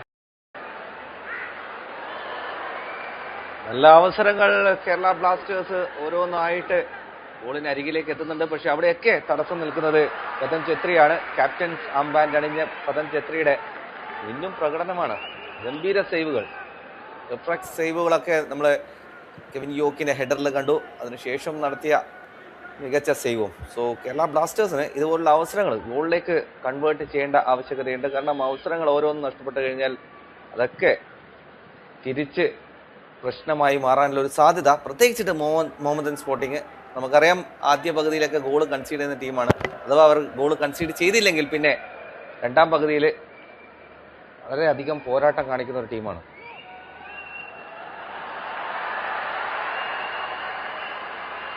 വീണ്ടും കേരള ബ്ലാസ്റ്റേഴ്സിന്റെ ആക്രമണം തിരമാല പോലെ എത്തുകയാണ്. കെവിൻ യോക്ക് ലെഫ്റ്റ് ഫ്ലാങ്കിലൂടെ അദ്ദേഹത്തിന് മുന്നോട്ട് പോകാൻ അനുവദിക്കുന്നില്ല. എന്നാൽ സമ്മതിക്കില്ല കെവിൻ യോക്ക്. വഴി കണ്ടെത്തിയിരിക്കും ഈ ഒറ്റയാൻ. കെവിൻ യോക്ക് ബോക്സിനുള്ളിൽ, കെവിന്റെ കട്ട് ബാക്ക് ആൻഡ് ഫിനിഷ്. വിശ്വസിക്കാനാവുന്നില്ല നിഹാൽ സുധീഷിന്. അദ്ദേഹത്തിന്റെ ആ ടച്ച് ഓൺ ടാർഗറ്റിലേക്ക് ആയിരുന്നില്ല എന്ന്. ഫ്രാഞ്ചുവിന്റെ സാന്നിധ്യം ഉണ്ടായിരുന്നു, എന്നാൽ അത് കൃത്യമായി കെവിൻ യോക്ക് ആ സ്പേസ് കണ്ടെത്തി ഒരിക്കൽ കൂടി കാണുക. എത്ര മനോഹരമായിട്ടാണ്. കെവിൻ യോക്ക് 3 പേരെയാണ് തന്റെ കൂടെ കൊണ്ടുപോയത്. ആ 3 പേരെ കൊണ്ടുപോയത് കൊണ്ട് തന്നെ കൃത്യമായി ആ ബോളിലേക്ക് നിഹാൽ സുധീഷിന് എത്താൻ സാധിച്ചു. എങ്ങനെയാണ് ആ പന്ത് മിസ്സായത് എന്ന് വിശ്വസിക്കാൻ സാധിക്കുന്നില്ല. അതിന് മുന്നേ നടന്ന ആ സേവും കൂടി കാണാം. ഫ്രാൻചൂടെ ഒരു കർവിംഗ് ഷോട്ടാണ്, ഇടതുകാല് കൊണ്ട് കംഫർട്ടബിൾ ഹൈറ്റ് ആണെങ്കിൽ പോലും അവിടെ ഗോൾ കീപ്പറുടെ മുന്നിൽ ഒരു ഡിഫൻഡർ, അദ്ദേഹത്തിന്റെ കാഴ്ച അല്പം ഒന്ന് ബുദ്ധിമുട്ടിയിട്ടുണ്ടാകും ആ ഒരു സന്ദർഭത്തിൽ. എന്നിട്ട് പോലും മികച്ച ഒരു സേവ്. ഗോൾ കീപ്പർ പദം ഛത്രി ഫോമിലേക്ക്. പദം ഛത്രി മികച്ച ഫോമിലേക്ക് എന്ന് പറയും. ഈ മത്സരത്തിൽ ഇപ്പോഴും ഗോൾ രഹിതമായി തുടരാനുള്ള ഒരേ ഒരു കാരണം പദം ഛത്രിയാണെന്ന് പറയാം. അദ്ദേഹത്തിന്റെ എണ്ണം പറഞ്ഞ സേവുകളാണ് ഈ മത്സരത്തെ ഇങ്ങനെ നിലനിർത്തുന്നതെങ്കിൽ കേരള ബ്ലാസ്റ്റേഴ്സ് വീണ്ടും വിപിൻ മോഹനിലൂടെ പൊസിഷൻ തിരിച്ചു പിടിക്കുന്നു. ഒരു തിരുത്ത് ഞാൻ ചെയ്തോട്ടെ, ഒരേ ഒരു കാരണം പദം ഛത്രി മാത്രമല്ല, നിഹാൽ സുധീഷും കൂടിയാണ്. യെസ്, ആ ഒരു ഫിനിഷിന് വ്യക്തത ഉണ്ടായിരുന്നില്ല. ഞാനത് ഒരല്പം ലീനിയൻസി കാണിച്ചു അദ്ദേഹത്തോട് എന്ന് പറയാം. യെസ്, ശരിക്കും പദം ഛത്രി തന്നെയാണ്. കാരണം ക്യാപ്റ്റന്റെ റോള് ലീഡിങ് ഫ്രം ഫ്രണ്ട് എന്ന് പറയുമ്പം പുറകിൽ നിന്ന് ഗോൾ കീപ്പറാണ് എല്ലാം കാണുന്ന, എല്ലാം നിയന്ത്രിക്കുന്ന ഒരാൾ. അദ്ദേഹം തന്നെ അതിനെല്ലാം വ്യക്തമായി കാഴ്ചപ്പെടുത്തുന്ന രീതിയിലുള്ള പെർഫോമൻസ് പദം ഛത്രി ഇന്നത്തെ മത്സരത്തിന്റെ ക്യാപ്റ്റൻ. സോ വീണ്ടും കെവിൻ യോക്കിന്റെ ആ ക്രോസ് ഒന്ന് ശ്രദ്ധിക്കുക. ഇപ്പോൾ ലാസ്റ്റ് വന്ന അതിന്റെ ഒരു റീപ്ലേക്ക് വേണ്ടി, ഇതിനല്ല ഇതിന് മുമ്പത്തെ ആ ഒരു ചാൻസിന്റെ റീപ്ലേക്ക് വേണ്ടി കാത്തിരിക്കുകയാണ്. ഞാൻ അന്നേരം 7-ാം നമ്പറിന്റെ ഒരു സൈഡ് സ്പോട്ട് ചെയ്തു. അതുകൊണ്ടാണ് ഞാനത് നിഹാൽ എന്ന് പറഞ്ഞത്. പക്ഷേ ബോഡിയിൽ അത് വിക്ടർ ആണോ എന്നൊരു സംശയമുണ്ട്. പക്ഷേ ആ പൊസിഷനിൽ വിക്ടർ വരേണ്ടതില്ല. ഒരു കുറച്ചുകൂടെ ഒരു നല്ലൊരു റീപ്ലേക്ക് വേണ്ടി വെയിറ്റ് ചെയ്യുമായിരുന്നു. ഞാനത് പദം ഛത്രി മാത്രം പറഞ്ഞ് ഒരു ലീനിയൻസി കാണിക്കാനുള്ള മറ്റൊരു കാരണം അതാണ്. യെസ്, എന്തായാലും ഇത്രയും നല്ലൊരു അവസരം ഇനി ഈ ഒരു മത്സരത്തിൽ കിട്ടുമോ എന്ന് പറയാൻ സാധിക്കില്ല. അല്പം നേരത്തെയായി പോയി നിഹാൽ സുധീഷ് ആ പന്തിലേക്ക് എന്നാണ് മനസ്സിലാക്കുന്നത്. ഒരു പക്ഷേ കെവിൻ യോക്കിന്റെ ആ കട്ട് ബാക്ക് പാസ് അല്പം വേഗത കുറവായിരുന്നു. ആ വേഗത മനസ്സിലാക്കാൻ നിഹാൽ സുധീഷിന് സാധിച്ചില്ല. യെസ്, നിഹാൽ സുധീഷിന്റെ ജേഴ്സി നമ്പർ 17, വിക്ടർ ബെക്ട്രമോവിന്റെ ജേഴ്സി നമ്പർ 7. ഇതൊന്ന് ഓർത്ത് വയ്ക്കുക, അടുത്ത റീപ്ലേയിൽ നമുക്കൊന്ന് സ്ഥിരീകരിക്കണം. മുഹമ്മദൻ സ്പോർട്ടിങ്ങിന് എന്തായാലും പെട്ടെന്ന് അങ്ങനെ അവരുടെ ട്രാൻസിഷൻ നടക്കുന്നില്ല, കുറച്ച് പൊസിഷനൊക്കെ വെച്ച് നിൽക്കുകയാണ്.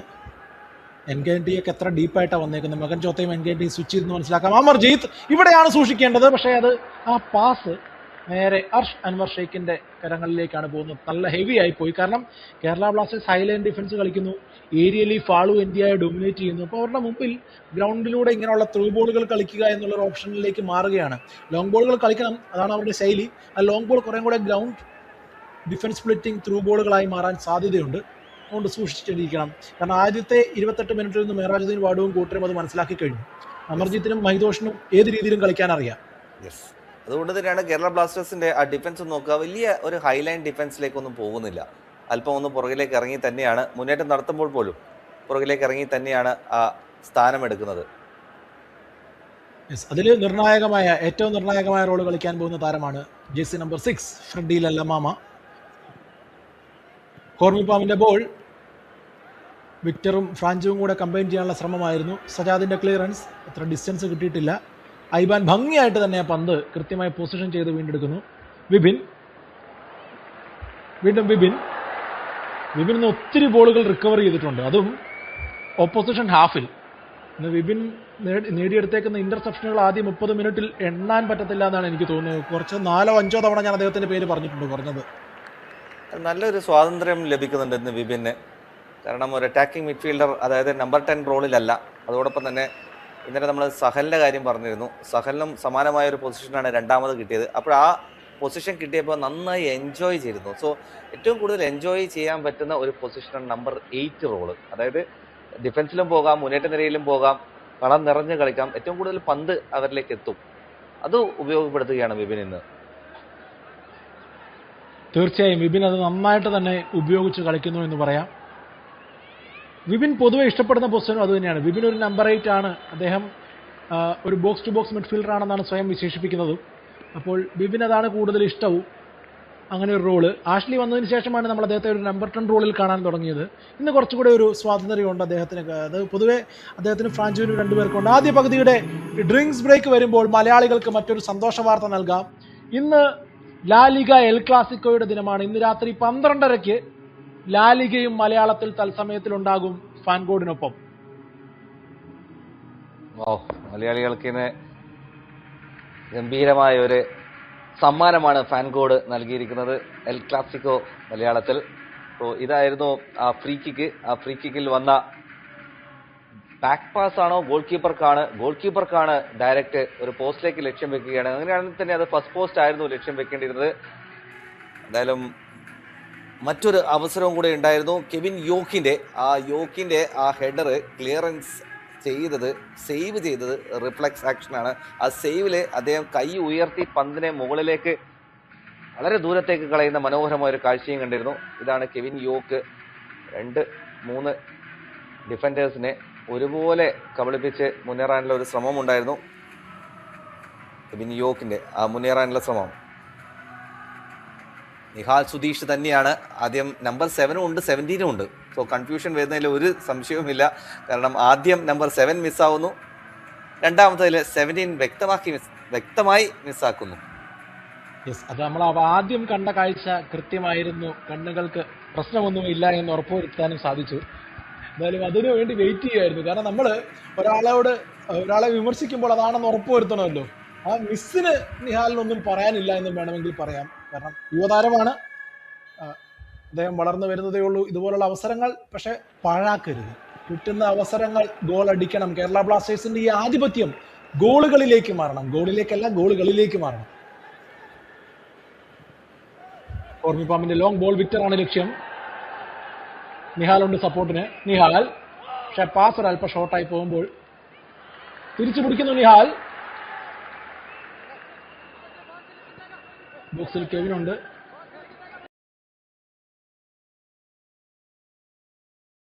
വിക്ടർ തൊട്ടടുത്ത് തന്നെ സപ്പോർട്ടുമായി ഫ്രാഞ്ചുവിനെ ഉപയോഗിക്കുകയാണ്. ഫ്രാഞ്ചുവിനെ കട്ട് ബാക്ക് ക്രോസ്. ജുവൽ മജുംദാറിന്റെ ഹെഡഡ് ക്ലിയറൻസ്. കെവിൻ യോക്ക് വീണ്ടും പിടിച്ചെടുക്കുന്നു. കെവിനോടൊപ്പം 2 മുഹമ്മദൻ താരങ്ങളുണ്ടെങ്കിൽ അതിനിടയിലൂടെ സ്പേസ് കണ്ടെത്തുന്നു. വിപിൻ സെറ്റപ്പ് ചെയ്യുന്നു. വിപിൻ, ഫ്രെഡിയുടെ ഷോട്ട് ബ്ലോക്കിൽ തട്ടിത്തെറിക്കുമ്പോൾ അത് വളരെ ഡേഞ്ചറസ് ആയിട്ടുള്ള സ്റ്റഡ്സ് അപ്പ് ചലഞ്ച് ആയിരുന്നു.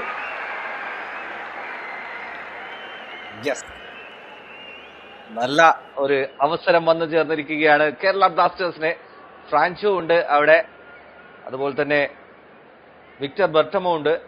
അല്ല, ഒരു ബുള്ളറ്റ് ഷോട്ടുമായിട്ട് പൗലോ എൻജിയായോ വരുമോ എന്ന് നമുക്ക് പറയാൻ സാധിക്കില്ല. പക്ഷേ I think it will be ഫ്രാൻചോ തന്നെയാണ്. നല്ല മികച്ച രീതിയിലാണ് വീണ്ടും കെവിൻ യോക്ക പന്തുമായി കടന്നു വന്നത്. അവിടെയൊക്കെ എല്ലാവർക്കും അടിക്കാനുള്ള ഓരോ അവസരങ്ങൾ ഉണ്ടായിരുന്നു. അവിടെ എല്ലാം അല്പം ഡിലേ ആയി പോകുന്നു, അല്പം താമസിക്കുന്നു. കെവിന് ഷോട്ട് എടുക്കാമായിരുന്നു, വിപിന് ഷോട്ട് എടുക്കാമായിരുന്നു. വിപിൻ കൊടുത്ത പന്ത് ഫസ്റ്റ് ടൈം ഫ്രെഡി അടിക്കുമെന്നാണ് പ്രതീക്ഷിച്ചത്. ഇവിടെ അദ്ദേഹം ടച്ച് എടുത്തുകൊണ്ടാണ് ആ ഒരു ഫൗളോടെ നേടിയെടുക്കാനൊക്കെ സാധിക്കുന്നത്. എന്തായാലും ഈ സാഹചര്യം ഡയറക്റ്റ് ശ്രമിക്കുമോ അതോ ഇവിടെയും ഒരു ട്വിസ്റ്റ് ഉണ്ടോ?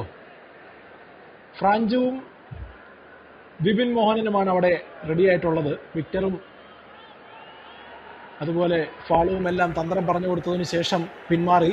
അവര് പാസ് പ്രതീക്ഷിച്ച് കൊണ്ട് നിൽക്കുകയായിരിക്കും. കാരണം നേരിട്ട് അടിക്കുമെന്നുള്ള പ്രതീക്ഷ, അതിന് പറ്റിയ പൊസിഷനാണ്. അതാണ് അടുത്തുള്ള താരങ്ങളെ കേരള ബ്ലാസ്റ്റേഴ്സിന്റെ താരങ്ങൾ ചൂണ്ടിക്കാണിക്കുന്നത്. എന്തായാലും വിപിനും ഫ്രാൻചുവും കൂടെ എന്തോ അവിടെ കുക്ക് ചെയ്യുന്നുണ്ട്. എന്തായാലും ഫ്രാൻചോ ആണ് ആ ഷോട്ട് എടുക്കാൻ പോകുന്നത് എന്ന് ഏതാണ്ടൊക്കെ ഉറപ്പാണ്. ഫ്രാൻചു വാളിൽ തട്ടിത്തെറിക്കുന്നു. വീണ്ടും കേരള ബ്ലാസ്റ്റേഴ്സിന് തന്നെ സെക്കൻഡ് ബോൾ ലഭിക്കുകയാണ്. ആ പാസ് ഒരൽപ്പം കടുത്തുപോയി.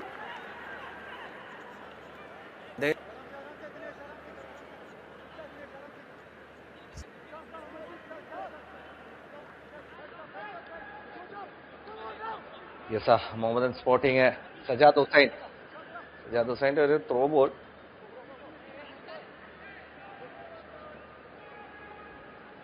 ഗാൽത്തൻ കിമയ്ക്ക് അവിടെ പാസിംഗ് ഓപ്ഷൻസ് ഇല്ല. അവിടെ വട്ടമിട്ട് പിടിക്കാൻ തയ്യാറായിരിക്കുകയാണ് കേരള ബ്ലാസ്റ്റേഴ്സ്. ആ ബോളിന് വേണ്ടിയുള്ള ഹണ്ടിങ്, ലോങ് സ്വിച്ച് ബോളിലേക്ക് മക്കൻ ചോത്തേക്ക് എത്തിച്ചേരാൻ സാധിക്കുന്നില്ല. ആഡിസൺ സിംഗും അതുപോലെ തന്നെ മക്കൻ ചോത്തയാണ് ഇന്ന് 4-4-2 ഉള്ളത്. മുന്നേറ്റ നിരക്കാരായി അഡിസണിലേക്ക് ഇതുവരെ ഒരു പന്ത്, കാരണം അഡിസണൊക്കെ വലിയ ഇൻവോൾവ്മെന്റ് കഴിഞ്ഞ 3 മത്സരത്തിലൊക്കെ മുഹമ്മദൻ സ്പോർട്ടിങ്ങിന് വേണ്ടിയിട്ട് നല്ല മുന്നേറ്റങ്ങൾ കാഴ്ചവെച്ച ഒരു താരമാണ് അഡിസണിലേക്ക് ഒരു പന്ത് പോലും ഇതുവരെ എത്തിയിട്ടില്ല. എത്താതിരിക്കുന്നതാണ് കേരള ബ്ലാസ്റ്റേഴ്സിന് നല്ലത് എന്നും പറയാം. അതിൽ സന്തോഷവാന്മാരായിരിക്കും ആഷ്ലി വെസ്റ്റ്വുഡും ഈ ടീമും. സഹീഫിന് ടച്ച് ഒരല്പം അവസരം നൽകിയെങ്കിലും പെട്ടെന്ന് തന്നെ റിക്കവർ ചെയ്യുന്നു. നമ്മൾ പൊതുവെ 5 പേര് ഡിഫൻസിലും 5 പേര് ആക്രമണത്തിലൊക്കെ കാണുമെങ്കിൽ കേരളം 4-6 സ്റ്റൈലിലാണ്. അതിൽ കുന്തമനയായ വിക്ടറിനെ കണ്ടെത്തുന്നു. വിക്ടർ വളരെ മനോഹരമായൊരു ഫൂട്ടിങ് നമ്മൾ അവിടെ കണ്ടിരുന്നു. നല്ല ഗംഭീരമായിട്ട് അതൊന്നും കൂടി റീപ്ലേ ഒക്കെ കണ്ടു കഴിഞ്ഞാൽ കോൺഫിഡൻസ് കാണിക്കുന്നു വിക്ടറും നിഹാലും കൂടെ കമ്പൈൻ ചെയ്തൊരു ക്രോസ് ശ്രമമായിരുന്നു. നിഹാലിന്റെ ഫസ്റ്റ് ടൈം ക്രോസ് ബ്ലോക്ക് ചെയ്യുന്നു. മറ്റൊരു കോർണർ നേടിയെടുക്കുകയാണ് കേരള ബ്ലാസ്റ്റേഴ്സ്. നല്ല പ്രഷർ ഇടുന്നുണ്ട്. മറുവശത്ത് മഹിതോഷ് റോയ് എവിടെ, അമർജിത് സിംഗ് എവിടെ? കേരള ബ്ലാസ്റ്റേഴ്സിന് അനുകൂലമായ ഒരു ത്രോയിൻ വരുന്നു. ലോങ് ത്രോ ആണ്. നമുക്കറിയാം ഏറ്റവും നല്ല രീതിയിൽ ലോങ് ത്രോ എറിയാൻ പറ്റിയ താരം തന്നെ ആ ത്രോയിലേക്ക് വരുന്നു. ഓർമ്മിപ്പാം വീണ്ടും ഷോർട്ട് ത്രോയിലൂടെ പറ്റിക്കുകയാണ്. അതുപോലെ തന്നെ കബളിപ്പിക്കാൻ ശ്രമിക്കുകയാണ് ഫ്രാൻജുവും. പക്ഷെ ഫ്രാൻജുവിന്റെ ശ്രമം സജാദിനെ മറികടന്നു എങ്കിലും അത് ഗോൾ ലൈൻ മറികടന്നു പോവുകയാണ്. ഗോൾ കിക്കിൽ കലാശിക്കുന്നു. ഗോൾ കിക്കിൽ കലാശിക്കുമ്പോഴും ഇന്നത്തെ മത്സരത്തിൽ വളരെയധികം ഒരാളെ മിസ് ചെയ്യുന്നുണ്ട്. താങ്കൾക്ക് ആരെയാണെന്ന് ഓർത്തെടുക്കാൻ സാധിക്കും? കാരണം 17 ദിവസത്തെ വിശ്രമത്തിന് ശേഷമാണ് ഈ ടീം വരുന്നത്. അപ്പോഴും അദ്ദേഹം പരിക്കിൽ നിന്നും മോചിതനായിട്ടില്ല എന്നാണ് മനസ്സിലാക്കുന്നത്. കരീം ബനാരിഫ്, അത് തന്നെയല്ലേ താങ്കൾ ഉദ്ദേശിച്ച താരം? ആ പേര് താങ്കൾ പറയുന്ന 100% ഉറപ്പുള്ളത് കൊണ്ടാണ് അതുപോലുള്ളൊരു ചോദ്യം താങ്കൾക്ക് തന്നത്. കാരണം 17 ദിവസത്തെ വിശ്രമത്തിന് ശേഷവും അദ്ദേഹം പരിക്കിൽ നിന്ന് മോചിതനായിട്ടില്ല. വീണ്ടും കെവിൻ യോക്കിന്റെ നൃത്ത ചുവടുകൾ കാണികൾക്ക് ഹരമേറുന്നു. പക്ഷെ അതിനുശേഷമുള്ള പാസിൽ ആ ഹരമെല്ലാം പോയി. ആ ടോപ്പിക് ഇപ്പോൾ ഇവിടെ കൊണ്ടുവരാൻ കാരണം എന്താണെന്ന് വെച്ചാൽ ഒരുപാട് അവസരങ്ങളായി കേരള ബ്ലാസ്റ്റേഴ്സിന്. അതിൽ 2-3 അവസരങ്ങളൊക്കെ നല്ല തളികയിൽ വെച്ച പോലത്തെ അവസരങ്ങളായിരുന്നു. അവിടെയൊക്കെ കരീം ബനാരഫിനെ മിസ് ചെയ്യുന്നു. കാരണം കരീം ബനാരഫിക്ക് വരികയാണെങ്കിൽ ഫ്രാഞ്ചു അല്പം കൂടി മുന്നിലേക്ക് പോകും. അതുകൊണ്ട് ആ ഗോളുകൾ കണ്ടെത്താൻ എളുപ്പമായിരുന്നു. യെസ്, ആ എളുപ്പത്തിൽ ഗോൾ കണ്ടെത്താൻ സാധിക്കുന്നില്ല എന്ന് തന്നെ പറയാം. ഇതുവരെ നല്ല സുവർണ അവസരങ്ങൾ സൃഷ്ടിച്ചു. പക്ഷെ കരീം ബനാരിഫും ഒരു ക്രിയേറ്റർ തന്നെയാണ്. ഫിനിഷർമാരൊക്കെ അവിടെ ഉണ്ട്. ഇവരിൽ ആരെങ്കിലും ഫിനിഷ് ചെയ്യണം. ഇപ്പോഴും ഒരു ആഗ്രഹം ഇപ്പോഴും ബാക്കി നിൽക്കുകയാണ്. ആ ആഗ്രഹവും താങ്കൾക്ക് എന്താണെന്ന് അറിയാമായിരിക്കും. യെസ്, ഒറ്റക്കൊമ്പൻ ഒരു ഗോൾ അടിക്കണമെന്നുള്ള ആഗ്രഹം താങ്കൾ തുടക്കം മുതൽ പ്രകടിപ്പിച്ചിരുന്നു. അത് ഇന്ന് സെക്കൻഡ് ലാസ്റ്റ് മാച്ചാണ് കേരള ബ്ലാസ്റ്റേഴ്സിന്റെ ഈ സീസണിലെ. ഇന്ന് നിറവേറുമോ എന്ന് നോക്കാം. ഇന്ന് പല സന്ദർഭങ്ങളിലും ശരിക്കും പറഞ്ഞാൽ ജോക്കിന് ഷോട്ട് എടുത്ത് ഗോൾ കണ്ടെത്താൻ സാധിക്കും. ആ സമയത്ത് അദ്ദേഹം പാസ് ചെയ്യും. മുഹമ്മദൻ സ്പോർട്ടിംഗ് ആക്രമണം എത്തുകയാണ്. എന്നാൽ സജാദിന്റെ ക്രോസ് കൃത്യമായി ബ്ലോക്ക് ചെയ്യുന്നു ഫ്രെഡി ലല്ലമ്മാമ എന്ന ഡിഫൻസീവ് മിഡ്ഫീൽഡർ. അവിടെ കാണാം ഹോർമിപ്പാമിന് ഫുട്ടിംഗ് നഷ്ടമാകുമ്പോൾ കൃത്യമായി കവർ ചെയ്യുന്നു. അതാണ് ഒരു ഡിഫൻസീവ് മിഡ്ഫീൽഡറുടെ ഉത്തരവാദിത്വം. യെസ്, ഡിഫൻസീവ് മിഡ്ഫീൽഡറും ഡിഫൻസിലുള്ള ഹോർമിപ്പാമും ഒക്കെ വളരെ ഉണർന്നു നിൽക്കുന്നു. പക്ഷെ ഇവിടെ ഏറ്റവും കൂടുതൽ ഉണരേണ്ടത് ഹർഷ് അൻവർ ഷെയ്ഖ് ആണ്. കാരണം അല്പസമയമായിട്ട് അദ്ദേഹത്തിലേക്ക് പന്തൊന്നും വരുന്നില്ല. അതുകൊണ്ട് അദ്ദേഹത്തിന്റെ കോൺസെൻട്രേഷൻ ഒന്നും കൂടി കൂർപ്പിക്കേണ്ട സമയമായി. മുഹമ്മദൻ സ്പോർട്ടിംഗിൽ നമ്മൾ പ്രതീക്ഷിക്കുന്ന പോലെ ഒരു ഷോർട്ട് കോർണർ. ഫാളു ഇന്ത്യയെ മറികടക്കാൻ സാധിക്കുന്നില്ല. കൃത്യമായി തന്നെ ഹെഡർ വിൻ ചെയ്യുന്നു. നിഹാൽ സമ്മർദ്ദം ചെലുത്തുകയാണ് ജുവൽ മജുംദാറിൽ. നഷ്ടപ്പെട്ടു പോയ ഒരു അവസരമാക്കി കണക്കാക്കേണ്ടി വരും മുഹമ്മദൻ സ്പോർട്ടിങ്ങിന്. എന്നാൽ നല്ല ഒരു പാസിലൂടെ പദം ചേത്രി. അതിനുശേഷം വീണ്ടും നമുക്ക് കാണാം ഫ്രെഡിയുടെ നിർണായകമായ ഇടപെടൽ. ഫ്രെഡി ലല്ലമ്മാവുമ എന്ന ഡിഫൻസീവ് മിഡ്ഫീൽഡറുടെ സാന്നിധ്യം ആഷ്ലി വെസ്റ്റ്വുഡ് അദ്ദേഹം സൈൻ ചെയ്തതിന് ശേഷം ആദ്യം പറഞ്ഞത്, അദ്ദേഹത്തിൻ്റെ സ്ക്വാഡ് ഒന്ന് അനലൈസ് ചെയ്തിട്ട് പറഞ്ഞത്, ഡിഫൻസീവ് മിഡ്ഫീൽഡിൽ ഇപ്പോൾ കളിക്കുന്നവരല്ല. ഫ്രെഡി നല്ല പ്ലെയറാണ്, നല്ല റീഡിംഗ് ഒക്കെ ഉണ്ട്, ഫിസിക്കലി കുറച്ചുകൂടെ നന്നായിരുന്നെങ്കിൽ എന്ന്. അതായത് കുറച്ചുകൂടെ ഒന്ന് ബോഡിയൊക്കെ ഇട്ട് കളിക്കുന്ന ഒരു. പക്ഷേ ഇപ്പോൾ നോക്കുക, അദ്ദേഹം കളിക്കുന്ന രീതി നോക്കുക, അദ്ദേഹത്തിന്റെ ഫിസിക്കൽ സ്റ്റാച്ചറിനനുസരിച്ചുള്ള കളിയൊന്നുമല്ല. ഇപ്പോൾ എല്ലായിടത്തും ഒന്നാമൻ ആണ്. അദ്ദേഹത്തെ പിടിച്ചിടാൻ പോലും ഇത്തിരി ബുദ്ധിമുട്ടാണെന്നുള്ളൊരു അവസ്ഥ എത്തിക്കൊണ്ടിരിക്കുകയാണ്. നല്ല പൊസിഷനിങ് ആണ്. അതുകൊണ്ട് തന്നെയാണ് ആഷ്ലി വെസ്റ്റ്വുഡിന്റെ ആ ബുക്കിൽ ഇടം, വിശ്വസ്തനായ ബുക്കിൽ ഇടം നേടിയിരിക്കുന്നത്. അപ്പോഴും ആ പാസ് വന്ന വഴിയൊന്ന് നോക്കണം. NKT ആണ് ആ പാസ് നൽകിയത്. ആ പാസ് സ്വീകരിക്കാൻ അല്പം ബുദ്ധിമുട്ടിയത് കൊണ്ട് മാത്രമാണ് അത്രയും നല്ല രീതിയിൽ ആ തിരിച്ചെടുക്കാൻ സാധിച്ചത്. സോ ആ ഒരു സ്പേസ് കൃത്യമായി കണ്ടെത്താൻ സാധിച്ചിട്ടുണ്ട്. ആ സ്പേസ് ഏതാണെന്ന് താങ്കൾക്ക് നന്നായിട്ട് അറിയാം. പളുവ ഇന്ത്യയുടെയും സൈഫിന്റെയും ഇടയിലുള്ള സ്പേസിലേക്കാണ് ആ പാസ് കുറച്ച് നേരത്തെ വന്നത്. കേരള ബ്ലാസ്റ്റേഴ്സ് ഏറ്റവും അധികം ഗോളുകൾ വഴങ്ങിയിട്ടുള്ള സ്പേസ് ആണ് ഹാഫ് സ്പേസ്. നമ്മൾ പലവട്ടം പറഞ്ഞിട്ടുണ്ട് ആ ഹാഫ് സ്പേസിന്റെ പ്രശ്നങ്ങളെക്കുറിച്ച്. പ്രത്യേകിച്ചും ഇന്റർകാച്ചിക്കെതിരെയുള്ള മത്സരമാണ് എനിക്ക് ഓർമ്മ വരുന്നത്. അന്ന് തോക്കാൻ കാരണം ആ ഹാഫ് സ്പേസ് കൃത്യമായി വിനിയോഗിച്ചു എന്നുള്ളത് കൊണ്ടാണ്. അന്ന് ഈ ഫോർമേഷനോ ഈ പരിശീലകനോ ഒന്നുമല്ല. എന്നാൽ പോലും അന്ന് തുടക്കം മുതലേ പ്രശ്നമുണ്ടായിരുന്ന ഒരു ഏരിയയാണ് ലെഫ്റ്റ് സെന്റർ ബാക്കിന്റെ ഇടയിലുള്ള സ്പേസ്. ഇപ്പോൾ പ്രത്യേകിച്ചും ആഷ്ലിയുടെ കീഴിലാവുമ്പോൾ അത് കുറച്ചുകൂടെ ഡേഞ്ചറസ് ആണ്. കാരണം അവിടെ കളിക്കുന്ന ഐബാനാണ് ഇപ്പോഴും മുമ്പോട്ട് കയറി പോകുന്നത്. പക്ഷേ ഇന്നത്തെ മത്സരത്തിൽ ഒരു പ്രാവശ്യമാണ് ആ സ്പേസിലേക്ക് പന്ത് എത്തിയത്. അപ്പോഴും അത് മകൻ ചോത്തയാണ് ആ പന്ത് റിസീവ് ചെയ്യാൻ അല്പം ബുദ്ധിമുട്ടിയത്. ആ റിസീവിങ് കറക്റ്റ് ആയിരുന്നെങ്കിൽ അവിടെ അകത്തേക്ക് പോകാൻ, പെനാൽറ്റി ഏരിയയിലേക്ക് കടക്കാനുള്ള നല്ലൊരു അവസരമായിരുന്നു. അവിടെ ഒന്ന് അല്പം കൂടി കേരള ബ്ലാസ്റ്റേഴ്സ് ശ്രദ്ധിക്കും. റിസീവിങ് കറക്റ്റ് ആയിരുന്നെങ്കിൽ എന്താണോ ഹാൻഡ്ബോൾ ആണ് അവിടെ വരുന്നത്, സംശയമൊന്നുമില്ല. എന്താണോ ഫ്രെഡി ലല്ലമ്മാമയ്ക്കെതിരെ മകൻ ചോത്ത ചെയ്തത് അത് നേരെ തിരിച്ച് സംഭവിച്ചേനെ. 41 മിനിറ്റ് പിന്നിടുമ്പോൾ ഇപ്പോഴും ഗോൾ രഹിതമായി മുന്നേറുകയാണ് ഈ മത്സരം. ജുവൽ മജുംദാർ, ദിനേശ് മീത്ത പിടിപ്പത് പണിയാണ് അവർക്ക് തുടക്കത്തില്. പക്ഷെ പദം ചേത്രിയുടെ പാസുകൾ നല്ലതാണ് കേട്ടോ. അദ്ദേഹം കൊടുക്കുന്ന ലോങ് ബോളുകൾ കൃത്യമായി ടീംമേറ്റ്സിനെ കണ്ടെത്തുന്നുണ്ട്. ഒരു കമന്റേറ്റേഴ്സ് സ്കിൽസ് ഉണ്ടോ ഇല്ല, ഇത്തവണയും കണ്ടെത്തുന്നു. കൃത്യമായിട്ട് എല്ലാ റിലീസുകളും, പ്രത്യേകിച്ചിട്ട് കൗണ്ടർ അറ്റാക്കിന് റിലീസ് ചെയ്യുന്ന ബോളുകൾ വീണ്ടും എത്തുന്നു. അതേ ഹാഫ് സ്പേസ് ലോങ് റേഞ്ചർ ഞെട്ടിച്ച് കളയുകയാണ് മുഹമ്മദൻ സ്പോർട്ടിംഗ്. കളിയുടെ ഒഴുക്കിനെതിരെ മൈതോഷ് റോയി എന്ന ലോങ് റേഞ്ച് ഷോട്ടുകളുടെ രാജാവ് എന്ന് തന്നെ പറയാം. ഈ സീസണിൽ അദ്ദേഹത്തിന്റെ ലോങ് റേഞ്ചറുകൾ മൂളിപ്പാഞ്ഞ് നിരവധി തലവേദനകൾ ഉണ്ടാക്കിയിട്ടുണ്ടെങ്കിൽ ഇന്ന് അതൊരു ഗോളിൽ കലാശിക്കുകയാണ്. കൊച്ചിയിലെത്തിയ മഞ്ഞ പുതച്ച ഈ ആരാധകരെ നിശബ്ദനാക്കുന്നു മൈതോഷ് റോയും മുഹമ്മദൻ സ്പോർട്ടിംഗും. Yes, brilliant goal. Mahitosh Roy long ranger shot എടുക്കാൻ കഴിവുള്ള താരമാണെന്നറിയാം. പക്ഷേ അൻവർ ഷെയ്ഖിന് അല്പസമയമായി പന്തുകളൊന്നും ഇല്ലായിരുന്നു. ആ ഒരു സർപ്രൈസ് ആണ് മഹിതോഷ് റോയിൽ നിന്നും വന്നത്. സോ പ്രതീക്ഷിതാണ് മഹിതോഷ് റോയിൽ നിന്നും ലോങ് റേഞ്ചർ വരുമെന്നുള്ളത്. വാട്ട് എ ഫോളോ ത്രൂ, ശക്തമായ ഷോട്ട്, ഗംഭീരമായ ഗോൾ. ഒന്നാമത്തെ goal, lead Mahitosh Roy, super strike. വെട്ടിച്ചു കളയുന്നു കേരള ബ്ലാസ്റ്റേഴ്സിനെയും കൊച്ചിയിലെ കാണികളെയും മഹിതോഷ് റോയ്. മഹിതോഷ് റോയ് ആ പന്ത് 50-50 ബോൾ പിടിച്ചെടുത്തിട്ട് മുന്നേറുമ്പോൾ തന്നെ ഓൾറെഡി അദ്ദേഹത്തിന്റെ ആ ചലഞ്ച്, ഇനീഷ്യൽ ചലഞ്ച് വിപിൻ മോഹനെ മറികടന്നു. പിന്നെ ആരും ക്രോസ് ചെയ്യാൻ വരുന്നില്ല.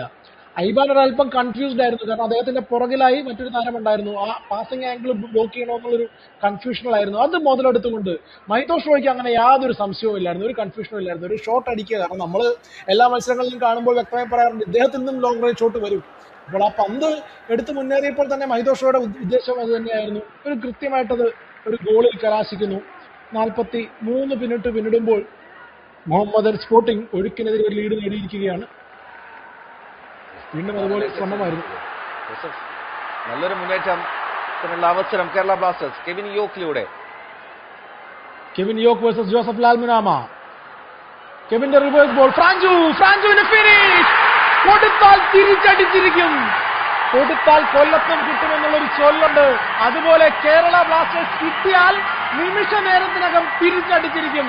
കെവിൻ യോക്കിന്റെ മനോഹരമായ ക്രിയേറ്റീവായിട്ടുള്ള നീക്കത്തിലൂടെ അദ്ദേഹം നൽകിയ പാസ് നോക്കുക, കളികയിൽ വെച്ച് കൊടുക്കുന്നു പ്രാഞ്ചിയേട്ടന്. പ്രാഞ്ചിയേട്ടൻ പിന്നെ പൂരം തീർക്കത്തില്ലേ? ഫ്രാൻസുയുടെ ആ അഭിനന്ദനം മാത്രം മതി ആ പാസിന്റെ ക്വാളിറ്റി എത്രയാണെന്ന് വിളിച്ചറിയിക്കാൻ. ഫ്രാൻസുയുടെ ആ ഗോള്, ആ റണ്ണ് നോക്കുക, ആ റണ്ണിലേക്ക് കൃത്യമായി ഫ്രാൻസുവിനെ കണ്ടെത്തുന്നു. കണ്ടെത്തിയത് ഫസ്റ്റ് ടൈം തന്നെ ഫിനിഷ് ചെയ്യുന്നു. അല്പം ഒന്ന് ഭയപ്പെട്ടിരുന്നു പന്ത് പുറത്തേക്കാണോ പോകുന്നത് എന്നുള്ളത്. പക്ഷേ മനോഹരമായ ഒരു പ്ലേസ്മെന്റ് ആണ്. ഗോൾ കീപ്പറെ മറികടക്കുന്നു. ഗോൾ കീപ്പറുടെ ഒരു സ്റ്റാർ ഫിഷ് സ്റ്റൈല് ബ്ലോക്കിനുള്ള ശ്രമമൊക്കെ ഉണ്ടായിരുന്നു. പക്ഷെ അതൊക്കെ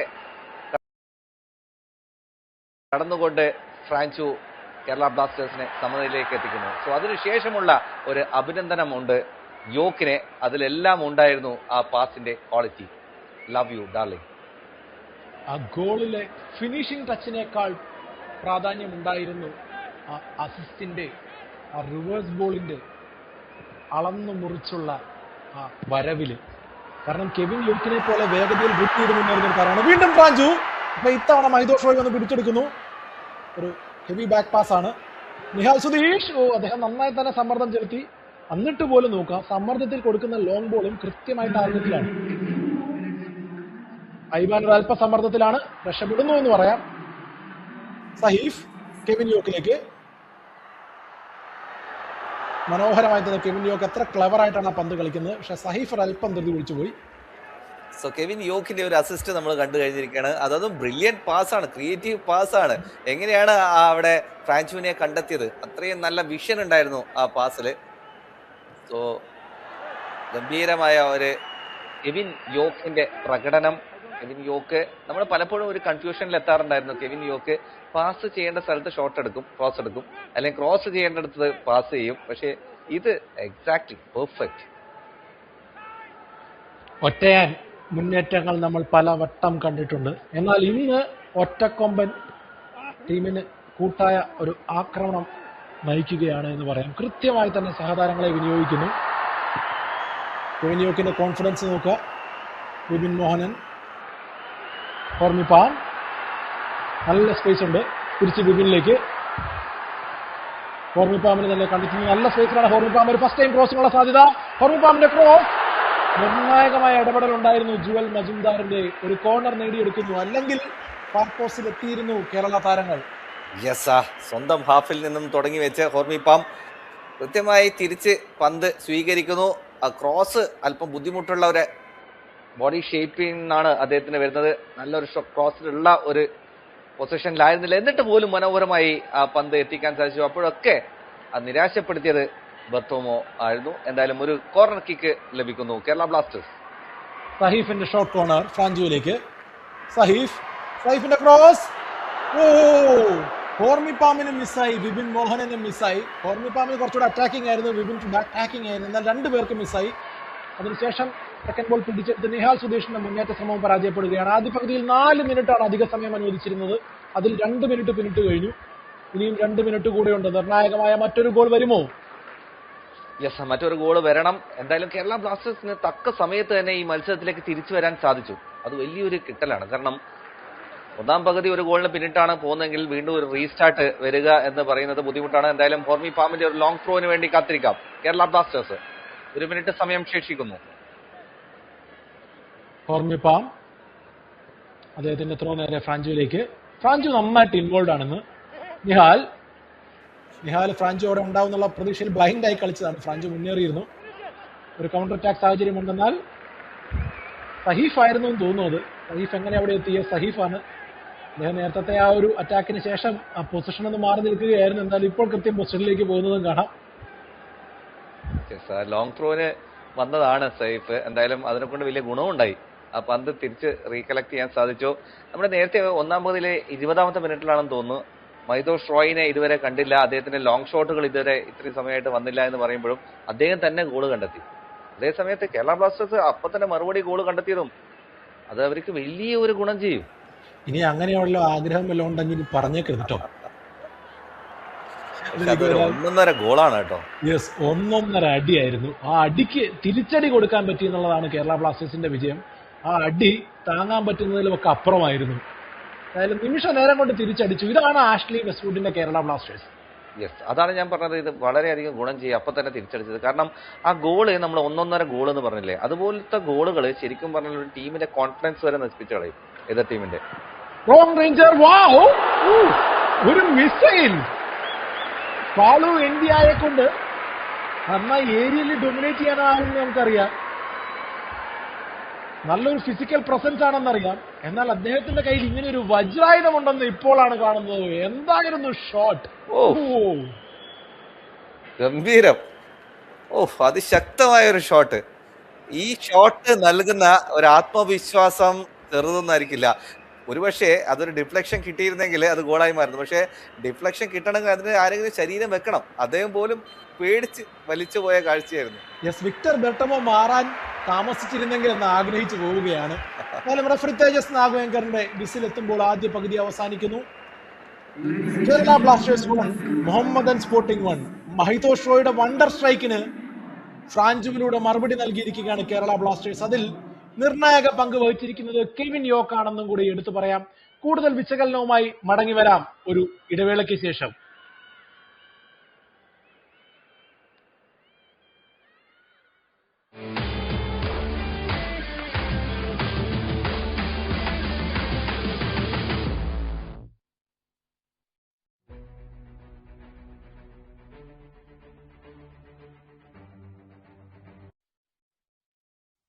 We're ready to go!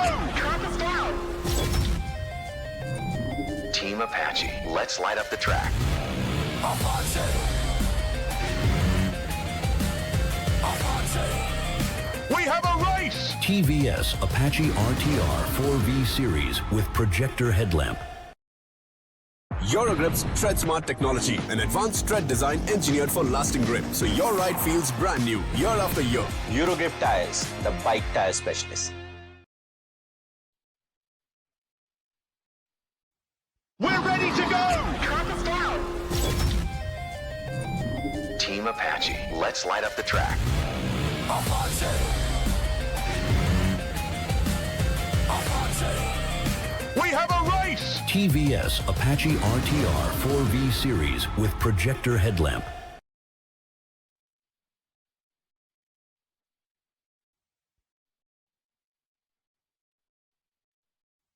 We're ready to go! Compass down! Team Apache, let's light up the track. Apache! Apache! We have a race! TVS Apache RTR 4V series with projector headlamp.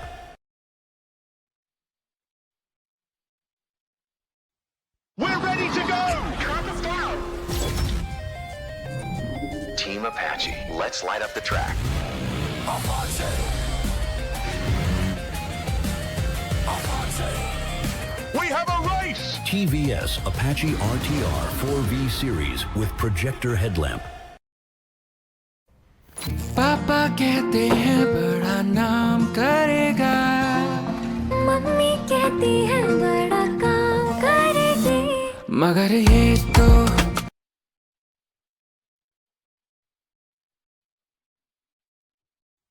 We're ready to go! Team Apache, let's light up the track. Apache! Apache! We have a race! TVS Apache RTR 4V series with projector headlamp. पापा कहते हैं बड़ा नाम करेगा, mummy कहती है बड़ा काम करेगी, मगर ये तो दोनों न जाने कि फ्यूचर करियर्स है कहाँ. Simplify this. AI will create 170 million new jobs by 2030. Empower your child with an AI PC with Intel Inside. ठीक ही तो कहते हैं पापा.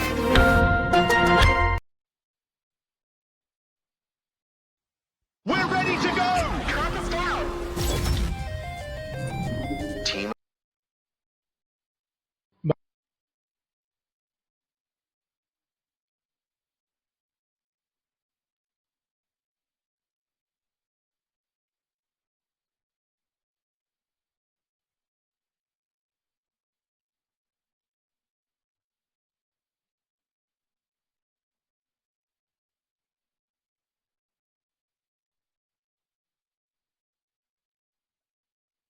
Yes.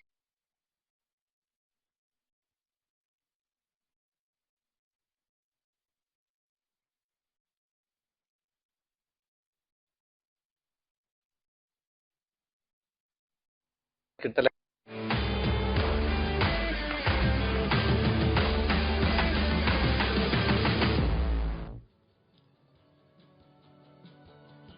ഇന്ത്യൻ സൂപ്പർ ലീഗിന്റെ റിലഗേഷൻ പോരാട്ടത്തിൽ വളരെ നിർണായകമായ ഒരു ദിവസമാണ് മുഹമ്മദൻ സ്പോർട്ടിങ്ങിന്. മഹിതോഷ് റോയ് നിർണായകമായ ഒരു ലീഡ് നേടിക്കൊടുത്തു എന്ന് തോന്നിപ്പോയി. അദ്ദേഹത്തിന്റെ ആ ഒരു ഗോൾ വന്നതാരും കണ്ടില്ല. കളിയുടെ ഒഴുക്കിനെതിരെ മധ്യനിരയിൽ നിന്ന് പന്ത് റാഞ്ചിയെടുത്ത് മഹിതോഷ് റോയ് അടിച്ച ആ ബുള്ളറ്റ് ഷോട്ട് ഗോൾ വല കുലുക്കുമ്പോൾ കേരള ബ്ലാസ്റ്റേഴ്സും ആരാധകരും അക്ഷരാർത്ഥത്തിൽ ഞെട്ടിയിരുന്നു. എന്നാൽ മിനിറ്റുകൾക്കകം തിരിച്ചടിച്ചു ഫ്രാഞ്ചുവിലൂടെ. അതിന് നിർണായക സാന്നിധ്യം വഹിച്ചത് കെവിൻ യോക്കാണ്. ഫ്രാഞ്ചു തന്നെയാണ് ഈ കളിയുടെ തുടക്കത്തിലെ ആക്രമണത്തിന്റെ ഒരു നയം വ്യക്തമാക്കിയത്. ഗ്രൗണ്ട് ഷോട്ടിലൂടെ മത്സരത്തിൽ നല്ലൊരു മുന്നേറ്റം തുടങ്ങി വെച്ചത് ഫ്രാൻചു ആണ്. അതിനുശേഷം ഫ്രാൻചുയുടെ ഒരു സെറ്റ് പീസ് കണ്ടായിരുന്നു.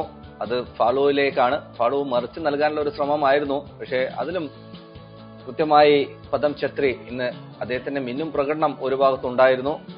ഇതായിരുന്നു ആ മിന്നും പ്രകടനത്തിലെ രണ്ടാമത്തെ സേവ്. റിഫ്ലക്സ് ആക്ഷനാണ്. അത് മനോഹരമായി ആ പന്തിനെ അവിടുന്ന് തട്ടി അകറ്റുന്ന കാഴ്ചയും ഉണ്ടായിരുന്നു കെവിൻ യോക്ക്. അതിനുശേഷം അദ്ദേഹം 2-3 ഡിഫൻഡേഴ്സിനെയാണ് ഒന്നിച്ചു കൊണ്ടുപോയത്. ആ പന്ത് നിഹാലിലേക്കാണ് എത്തിയത്. ബസ്മോവിനെ കടന്ന് നിഹാലിലേക്ക് എത്തി. നിഹാലിന് കൃത്യമായ ഒരു കണക്ഷൻ കണ്ടെത്താൻ സാധിച്ചില്ല. ഫാർ പോസ്റ്റിലേക്ക് പ്ലേസ്മെന്റ് നടത്തിയിരുന്നു. ഫ്രാൻചുയുടെ ഇടംകാലൻ ഷോട്ട്. വീണ്ടും പദം ഛത്രി ഒരു സൂപ്പർമാൻ സേവ്, അവിടെ സ്പൈഡർമാൻ സേവ് എന്ന് വേണമെങ്കിൽ പറയാം. ഗംഭീരമായ കംഫർട്ടബിൾ ഹൈറ്റ് ആണെങ്കിൽ പോലും കുത്തി അകറ്റുന്നു. അതിനുശേഷം ഇത് കണ്ണഞ്ചിപ്പിക്കുന്ന ഒരു ഗോള്. ഗോൾ കീപ്പർക്ക് ഒരു സാധ്യതയും നൽകുന്നില്ല. ആ പന്ത് വരുമ്പോൾ തന്നെ അത് ഗോളിലേക്കാണ് എന്ന് കൃത്യമായി മനസ്സിലാകുന്നുണ്ടായിരുന്നു. മഹിതോഷ് റോയ് ഈ മത്സരത്തിലെ ആദ്യ ഗോൾ കണ്ടെത്തി. തൊട്ടടുത്ത നിമിഷത്തിൽ തന്നെ ബ്രില്യന്റ് പാസ്, ഒരു ക്രിയേറ്റീവ് പാസിലൂടെ കെവിൻ യോക്ക് നൽകിയ പാസിൽ കൃത്യമായി ഫ്രാൻചു അവിടെ പൊസിഷൻ എടുക്കുന്നു. അതിനുശേഷം ഫസ്റ്റ് ടൈം പ്ലേസ്മെന്റ്, ഗോൾ കീപ്പർക്ക് ഒരവസരവും നൽകാതെ തന്നെ ഗോള്, മറുപടി ഗോളും കേരള ബ്ലാസ്റ്റേഴ്സിനായി കണ്ടെത്തുന്നു ഫ്രാൻചു. അടിക്ക് തിരിച്ചടി നൽകാൻ മിനിറ്റുകൾക്കകം സാധിച്ച ആ ഒരു ഉണർവിലാണ് കേരള ബ്ലാസ്റ്റേഴ്സ്. ആ ഉണർവ് എല്ലാ മേഖലയിലും നമുക്ക് കാണാം. 60% ബോൾ പൊസഷൻ, 10 ശ്രമങ്ങൾ, അതിൽ 5 എണ്ണം ഓൺ ടാർഗറ്റ്. ഒരു ഗോൾ മാത്രമേ ഉള്ളൂ എന്നുള്ള നിരാശയാവും ആഷ്ലി വെസ്റ്റ്വുഡ് പങ്കുവയ്ക്കുക ആദ്യ പകുതിയിൽ. പ്രത്യേകിച്ചും എതിരാളികൾ ഒരെണ്ണം അടിക്കുകയും ചെയ്തു. മഹിതോഷ് റോയുടെ ഈ ഒരു ഷോട്ട് ആ ഗോള് ഏത് ചാനലിലാണ് വന്നതെന്ന് ചോദിക്കാൻ നമ്മൾ ഏറ്റവും കൂടുതൽ ഡിസ്കസ് ചെയ്ത ആ ചാനലിലൂടെ തന്നെ Mahitosh Roy classic bullet shot, perfection ഉണ്ടായിരുന്നു. ഫോളോ ത്രൂ ഗംഭീരമായിരുന്നു. ഗോൾ കീപ്പറെ മറികടത്തുന്നു. ശക്തമായ ഒരു ഷോട്ട്. അതിശക്തമായ ആ ഒരു അടിയായിരുന്നു. ഓർക്കാപ്പുറത്ത് കിട്ടിയ അടിയെന്ന് ആഷ്റ അൻവർ ഷെയ്ഖ് പറയും. പക്ഷെ മഹിതോഷയോട് ഇതുവരെയുള്ള പ്രകടനങ്ങൾ നോക്കുവാണെങ്കിൽ ഇതുപോലത്തെ അടികളാണ് എല്ലാ കളിയിലും നമ്മൾ കാണാറുള്ളത്. അത് ഇന്നും തുടരുന്നു. പക്ഷെ ഇന്ന് കൃത്യമായി അദ്ദേഹം ഗോൾ കണ്ടെത്തി, സീസണിലെ ആദ്യ ഗോൾ. എന്നാൽ ഇന്ന് മുഹമ്മദൻ സ്പോർട്ടിങ്ങിനെ കളിയിൽ പിടിച്ചു നിർത്തിയത് ഇദ്ദേഹമാണ്, തടഞ്ഞു നിർത്തിയത് ഇദ്ദേഹമാണ് എന്ന് പറയാം. യെസ്, മികച്ച മുന്നേറ്റങ്ങൾ ഉണ്ടായിരുന്നു. അതിലൊക്കെ ഫ്രാൻചോയുടെ കയ്യൊപ്പുണ്ടായിരുന്നു, സെറ്റ് പീസിലുണ്ടായിരുന്നു, ലോങ് റേഞ്ച് ഷോട്ടിലുണ്ടായിരുന്നു. പക്ഷെ അവിടെയൊക്കെ തടസ്സം നിന്നത് പദം ഛത്രിയുടെ സേവുകൾ തന്നെയായിരുന്നു. പദം ഛേത്രി അങ്ങനെ വിജയിച്ചു നിൽക്കുകയായിരുന്നു, ഇത്ര 4 സേവുകളും ഒക്കെ ആയിട്ട്. പ്രത്യേകിച്ചും മഹിതോഷയുടെ ഗോളും കൂടി ആയപ്പോൾ മുഹമ്മദൻസ് ക്യാമ്പ് അത്യാവശ്യം ഹാപ്പി ആയിരുന്നു. അപ്പോഴാണ് കെവിൻ യോക്കിലൂടെ ഒരു കൗണ്ടർ അറ്റാക്ക് വരുന്നതും അതിൽ അദ്ദേഹം പോലും പ്രതീക്ഷിക്കാതെ നമ്മൾ ഒറ്റക്കൊമ്പനാണ് ഒറ്റയാനാണെന്നൊക്കെ പറയുമെങ്കിൽ അദ്ദേഹം ഒരു ടീം പ്ലെയറായി മാറുന്നത് കാണാം. അത് എത്ര മനോഹരമായിട്ടാണ് അദ്ദേഹം അവിടെ പ്രാവർത്തികമാക്കുന്നതും ഫ്രാൻചുവിനെ കണ്ടെത്തുന്നതും. യെസ്, ഫ്രാൻചോയുടെ റണ്ണ് ഒന്ന് ശ്രദ്ധിക്കുക. കെവിൻ യോക്കിന്റെ ആ പന്ത് അവിടെ വരുമെന്ന് മനസ്സിലാക്കിക്കൊണ്ട് തന്നെ ആ പൊസിഷനിലേക്ക് അറ്റാക്കിംഗ് മിഡ്ഫീൽഡർ നമ്പർ 10 എന്താണോ ചെയ്യേണ്ടത് അത് തന്നെ ചെയ്യുന്നു. ഫസ്റ്റ് ടൈം ഫിനിഷ് ചെയ്യുകയാണ്. അവർ എക്സ്ട്രാ ടച്ച് എടുത്തെങ്കിൽ ആ ആംഗിൾ അദ്ദേഹത്തിന് നഷ്ടപ്പെടുമായിരുന്നു. സോ ഗംഭീരമായ ഒരു ഫിനിഷിംഗ് നമ്പർ 10 റോളിൽ കളിക്കുന്ന ഫ്രാൻചോയിൽ നിന്നും. തന്റെ കഠിനാധ്വാനമെല്ലാം വെറുതെ ആയി പോയല്ലോ എന്ന് പദം ഛേത്രി അവിടെ ചോദിക്കുന്നത് കാണാം. ഇവിടെയാണ് ഫ്രാൻചുവിന്റെ സെലിബ്രേഷൻ താങ്കൾക്ക് അവിടെ ഒത്തിരി ഇഷ്ടപ്പെട്ടിരുന്നു. കാരണം ഞാനൊന്നും ചെയ്തില്ല, ചെയ്തത് മുഴുവൻ ഇദ്ദേഹമാണ് എന്ന് കെവിൻ യോക്കിനോട് പറയുന്നതും കെവിൻ യോക്കിനെ അഭിനന്ദിക്കുന്നതും ആശ്ലേഷിക്കുന്നതും ഒക്കെ കാണാമായിരുന്നു. കാരണം അത് ആ ഗോൾ അടിച്ചത് ഫ്രാൻചോ ആണെങ്കിലും അത് കെവിൻ യോക്കിന്റെ ഗോളാണെന്ന് നമുക്ക് നിസ്സംശയം പറയാം. അതിന്റെ മുഴുവൻ ക്രെഡിറ്റും കെവിൻ യോക്കിന്റെ ബ്രില്യൻസിനാണ്. ഫ്രാൻചു ഫിനിഷിംഗ് ടച്ച് നൽകി. ഫ്രാൻചുവിന്റെ കോൺട്രിബ്യൂഷൻ നമ്മൾ കുറച്ച് കാണുന്നതല്ല, അദ്ദേഹം തന്നെ സെലിബ്രേഷനിൽ കാണിച്ചതുപോലെ കെവിൻ യോക്കിന്റെ ക്രെഡിറ്റ്. പിന്നെ നമ്മൾ ഐബാന്റെ ലീഡർഷിപ്പിനെ കുറിച്ച് സംസാരിക്കാതിരിക്കാൻ സാധിക്കില്ല. കാരണം ഇന്ന് അദ്ദേഹം കാണിച്ച ആ ഒരു വ്യത്യസ്തമായ റോൾ നമ്മൾ പലപ്പോഴും പറയാറുണ്ട്, ആഷ്ലി വെസ്റ്റ്വുഡിന്റെ ഏറ്റവും ട്രിക്കി ആയിട്ടുള്ള റോളാണത്. ഏറ്റവും ട്രിക്കി ആയിട്ടുള്ള റോളാണ്. അവിടെ മനോഹരമായി തന്നെ അദ്ദേഹം ആ മത്സരത്തിലുടനീളം നിയന്ത്രിച്ചു എന്നുള്ളതാണ് പ്രത്യേകത. അല്പം ടഫായ ഒരു പൊസിഷനാണ് കളിക്കാൻ. അവിടെയാണ് കുറച്ചുകൂടെ പാസിംഗ് ആക്യുറസി വരണമെന്ന് ആഗ്രഹിക്കുന്നത്. പ്രത്യേകിച്ചും നമ്മളിത് 2 രീതിയിൽ വിലയിരുത്താം. ഒരു പ്യുവർ സെന്റർ ബാക്ക് ആണെങ്കിൽ 90% പാസിംഗ് ആക്യുറസി ആക്സെപ്റ്റ് ചെയ്യാൻ പറ്റത്തില്ല. ഒരു മിഡ്ഫീൽഡർ ആണെങ്കിൽ ഒരു 80%. പക്ഷെ ഇദ്ദേഹം ഇതൊന്നും അല്ല, ഒരു ഹൈബ്രിഡ് റോളിലാണ് കളിക്കുന്നത്. അതുകൊണ്ട് 74% പാസിംഗ് ആക്യുറസിയും കുഴപ്പമില്ല എന്ന് പറയാം. ഈ കളി ഇനി മാറ്റിമറിക്കാൻ, വിജയങ്ങൾ കണ്ടെത്താൻ അജ്സലിനും കൂട്ടർക്കും ആവുമോ, അതോ ഫാർദിൻ അലി മൊല്ലയും കൂട്ടരും ഒരു സർപ്രൈസ് കരുതി വെച്ചിട്ടുണ്ടോ? 2ാം പകുതിക്ക് എന്തായാലും വാശിയേറും, കാത്തിരിക്കാം.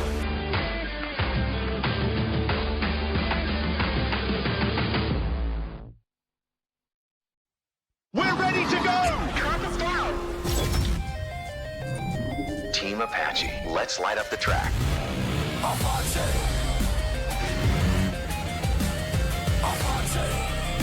We have a race! TVS Apache RTR 4V series with projector headlamp.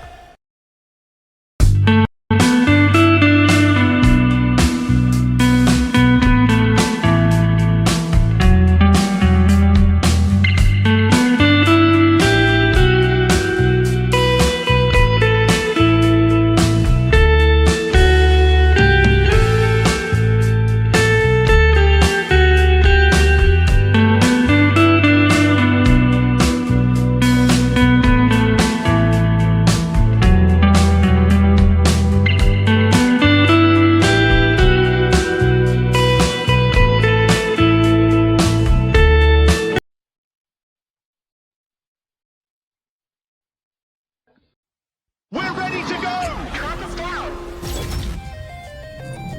Team Apache, let's light up the track.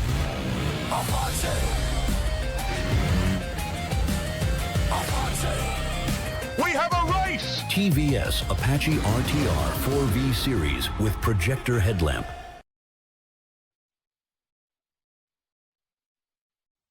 We're ready to go! Team Apache, let's light up the track.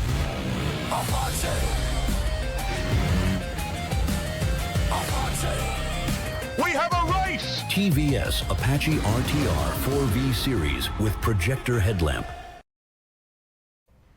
पापा कहते हैं बड़ा नाम करेगा, मम्मी कहती है बड़ा काम करेगी, मगर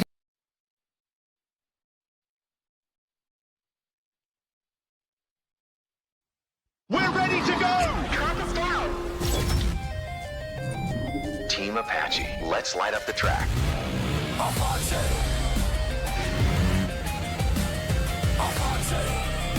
We have a race! TVS Apache RTR 4V series with projector headlamp.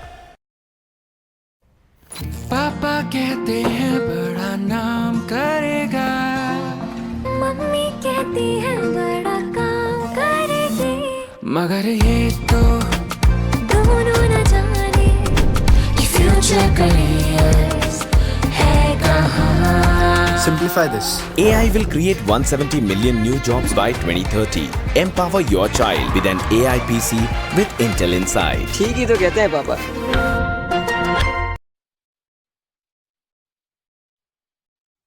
We're ready to go! Team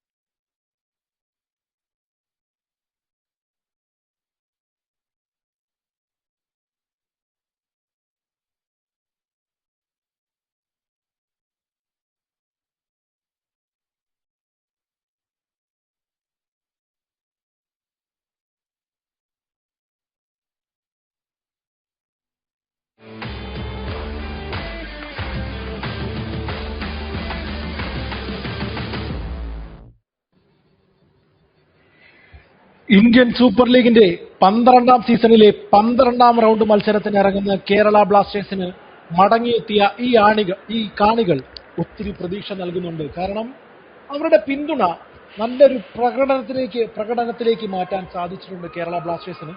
എന്നാൽ ഗോൾ പോസ്റ്റിൽ പദം ചേത്രിയുടെ മിന്നുന്ന സേവുകൾ അത് മാത്രമാണ് കേരള ബ്ലാസ്റ്റേഴ്സിനെ തടഞ്ഞു നിർത്തിയിരുന്നത്. ഫിനിഷിലെ പോരായ്മകളും ഉണ്ടായിരുന്നു. അങ്ങനെ നിൽക്കുമ്പോഴാണ് കളിയുടെ ഒഴുക്കിനെതിരെ മഹിതോഷ് റോയിയുടെ ഒരു ലോങ് റേഞ്ച് ഷോട്ട് വരുന്നതും കേരള ബ്ലാസ്റ്റേഴ്സ് പിന്നിലായി പോകുന്നതും. എന്നാൽ അധികം വൈകാതെ തന്നെ കെവിൻ യോക്കിന്റെ ബ്രില്യൻസിലൂടെ ഫ്രാഞ്ചുവിന്റെ ഫിനിഷിലൂടെ തിരിച്ചടിച്ചു കേരള ബ്ലാസ്റ്റേഴ്സ്. രണ്ടാം പകുതിക്ക് തുടക്കമാവുകയാണ്. 1-1 ആ ഒരു സമനില കുരുക്ക് പൊട്ടിക്കാൻ കേരള ബ്ലാസ്റ്റേഴ്സ് സ്ക്രീനിന്റെ വലത്തു നിന്നും ഇടത്തോട്ട് നീലയും മഞ്ഞയും അണിഞ്ഞ കുപ്പായത്തിൽ കളിക്കുമ്പോൾ വലത്തു നിന്നും ഇടത്തോട്ട് കേരള ബ്ലാസ്റ്റേഴ്സിന്റെ ആക്രമണങ്ങൾ രണ്ടാം പകുതിയിലും പ്രതീക്ഷിക്കാം. ഇടത്തു നിന്നും വലത്തോട്ട് വെള്ള നിറമണിഞ്ഞ ജേഴ്സിയിലാണ് മുഹമ്മദൻ സ്പോർട്ടിംഗ്.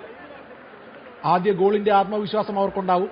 ആദ്യ പകുതിയിലാണ് അവർ കൂടുതൽ ഗോൾ വഴങ്ങുന്നതെന്നൊക്കെ പറഞ്ഞു. കേരള ബ്ലാസ്റ്റേഴ്സ് ഒരു ചേഞ്ച് വരുത്തിയിരിക്കുകയാണ്. നമ്മൾ പറഞ്ഞു നിഹാലിന് ഒരൽപ്പം പിഴച്ചിരുന്നു ഫിനിഷിംഗിൽ.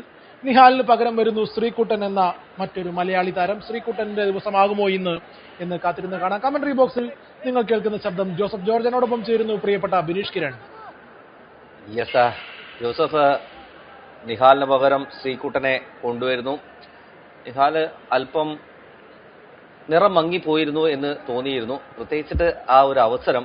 അതുകൊണ്ട് തന്നെ ആഷ്ലി വെസ്റ്റ്വുഡ് അധികം പരീക്ഷണങ്ങൾക്കൊന്നും നിൽക്കുന്നില്ല.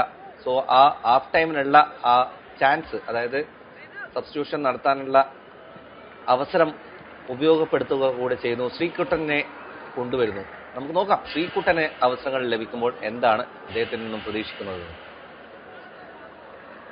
ശ്രീകുട്ടന്റെ കയ്യിൽ കിട്ടിയ അവസരം, വീണ് കിട്ടിയ അവസരം ഇന്നൊരു മികച്ച പ്രകടനത്തിലൂടെ അത് നല്ലൊരു റിസൾട്ടിലേക്ക് മാറട്ടെ, കൂടുതൽ മികവിലേക്ക് ഉയരട്ടെ എന്നൊക്കെ നമുക്ക് പ്രതീക്ഷിക്കാം.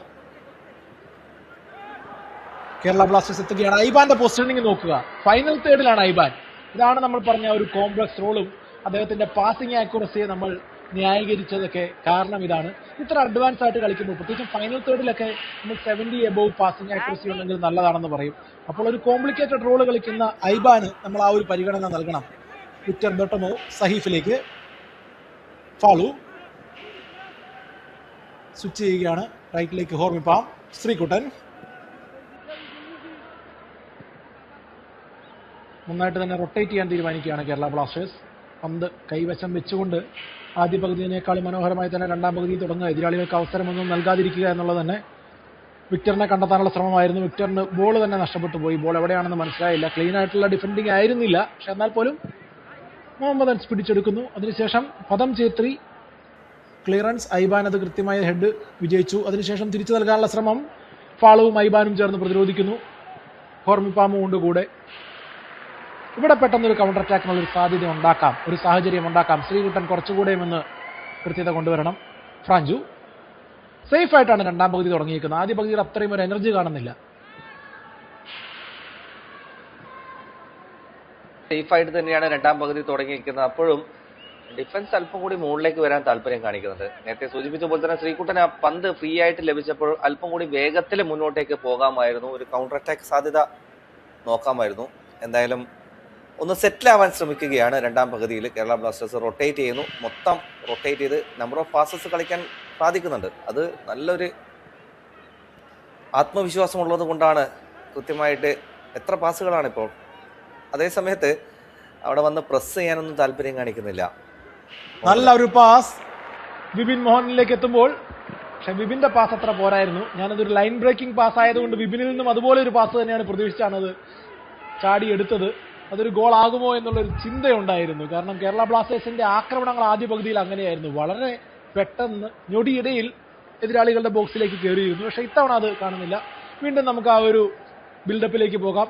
സഹീഫിന്റെ പാസ് കെവിൻ യോക്കിനെ കണ്ടെത്തുന്നു. കെവിൻ യോക്ക് ഒന്ന് ഒറ്റയാൻ മുന്നേറ്റമാണ്. മനോഹരമായി കെവിൻ യോക്കിലേക്ക്. വിക്ടർ ബെർട്ടമോ ആ പന്തിൽ ഒരു തലോടൽ കൊണ്ടുവന്നോ എന്നൊരു സംശയമുണ്ട്. ഒന്നുകൂടെ ഒന്ന് സ്പീഡാക്കാൻ ശ്രമിച്ചോ എന്ന് ഫ്രാഞ്ചുവിന്റെ റിവേഴ്സ് ബോൾ. അതില്ലായിരുന്നെങ്കിൽ നേരെ കെവിൻ യോക്കിന്റെ പാതയിലേക്കായിരുന്നു എന്ന് അദ്ദേഹം പറയുന്നത് കേൾക്കാം. ഈസി ആയിട്ട് വളരെ എളുപ്പത്തിൽ തന്നെ ആ പന്തെടുത്ത് മുന്നേറാൻ സാധിച്ചു. അതിനുശേഷം ഫ്രാൻസുമായിട്ട് നല്ലൊരു കോമ്പിനേഷൻ പ്ലേ ഉണ്ടായിരുന്നു. അവിടെയാണ് ഒരു അഡീഷണൽ ടച്ച് വരുന്നത്. ആ ടച്ച് ആവശ്യമില്ലായിരുന്നു, അനാവശ്യമായ ഒരു ടച്ചായിരുന്നു. വെറുതെ വഴി കൂടെ പോകാൻ വഴിക്കൊന്ന് തോണ്ടി നോക്കിയത്, ആ തോണ്ടലിന്റെ ആവശ്യമില്ലായിരുന്നു എന്ന് പറയാം. എന്തായാലും അതൊരു സുവർണ അവസരമാണ് നശിപ്പിച്ചത്. നന്നായിട്ട് തന്നെ നല്ല കോമ്പിനേഷൻ പ്ലേ ആയിരുന്നു കെവിൻ യോക്കും ഫ്രാഞ്ചുവും കൂടെ. അവർ തമ്മിലുള്ള അണ്ടർസ്റ്റാൻഡിങ് അങ്ങ് വർദ്ധിച്ചു വരികയാണ്. നേരത്തെ കെവിൻ യോക്ക് ഫ്രാഞ്ചുവിനെ കൊണ്ട് ഗോൾ അടുപ്പിച്ചെങ്കിൽ എന്നാൽ തിരിച്ചൊരെണ്ണം അടുപ്പിച്ചേക്കാം എന്ന് വിചാരിച്ചായിരുന്നു ഫ്രാഞ്ചു. നോർമലി ഒരാൾക്ക് പന്ത് കൊടുത്തു കഴിഞ്ഞാൽ ഓട്ടോമാറ്റിക്കായിട്ട് അയാൾ മറ്റേ സഹതാരം മുന്നേറ്റത്തിലേക്ക് പോവുകയാണെങ്കിൽ ആ പന്ത് നോർമലി അവിടെയാണ് കൊടുക്കുക. അതിനിടയിലാണ് അറിയാതെ ഒന്ന് ആ ബോൾ അടുത്തേ പോകുമ്പോൾ, ഒരു മുന്നേറ്റത്തിനക്കാരനാണ്, നമുക്ക് കുറ്റം പറയാൻ സാധിക്കില്ല, അറിയാതെ കാലൊക്കെ വന്നു പോകും. അങ്ങനെ വന്ന ഒരു കാലാണ് ഒരു ഗോളിൽ അവസാനിക്കേണ്ടതായിരുന്നു. 1960കളിൽ ഇംഗ്ലണ്ടിൽ അത് അവിടുത്തെ പരിശീലകനായിരുന്ന ടോട്ടൻഹാം ഹോട്ട്സ്പറിന്റെ പരിശീലകനായിരുന്ന ഡാനി ബാഞ്ച്ഫ്ലവറും അതുപോലെ തന്നെ അതിനുശേഷം ഇംഗ്ലണ്ട് ടീമും ഒക്കെ അവലംബിച്ച പാസ് ആൻഡ് മൂവ് എന്ന നീക്കം. അങ്ങനെയാണ് ഇംഗ്ലണ്ട് 1966 വേൾഡ് കപ്പ് നേടുന്നത്. കെവിൻ യോക്കിന്റെ മുന്നേറ്റം ശ്രീകുട്ടനിലേക്ക്.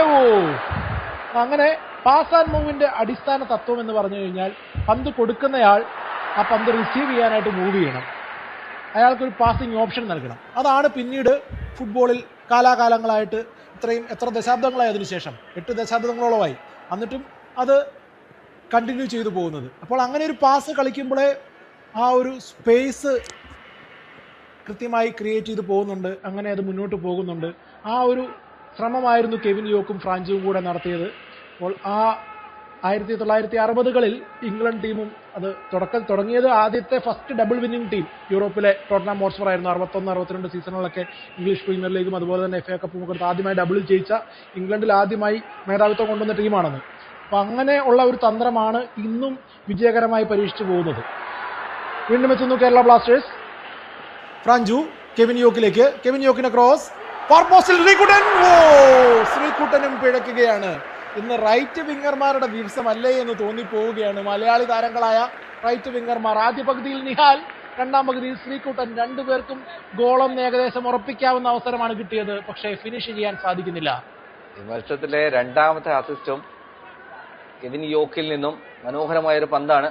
സജാദ് ഹുസൈനാണ് അവിടെ ഹെഡറിന് വേണ്ടി ചാടിയത്. ആ ചാട്ടത്തിലാണ് അല്പം ഒന്ന് ശ്രീകുട്ടനെ ആ പന്ത് ജഡ്ജ് ചെയ്യാൻ ബുദ്ധിമുട്ടിയിട്ടുണ്ടാകുക.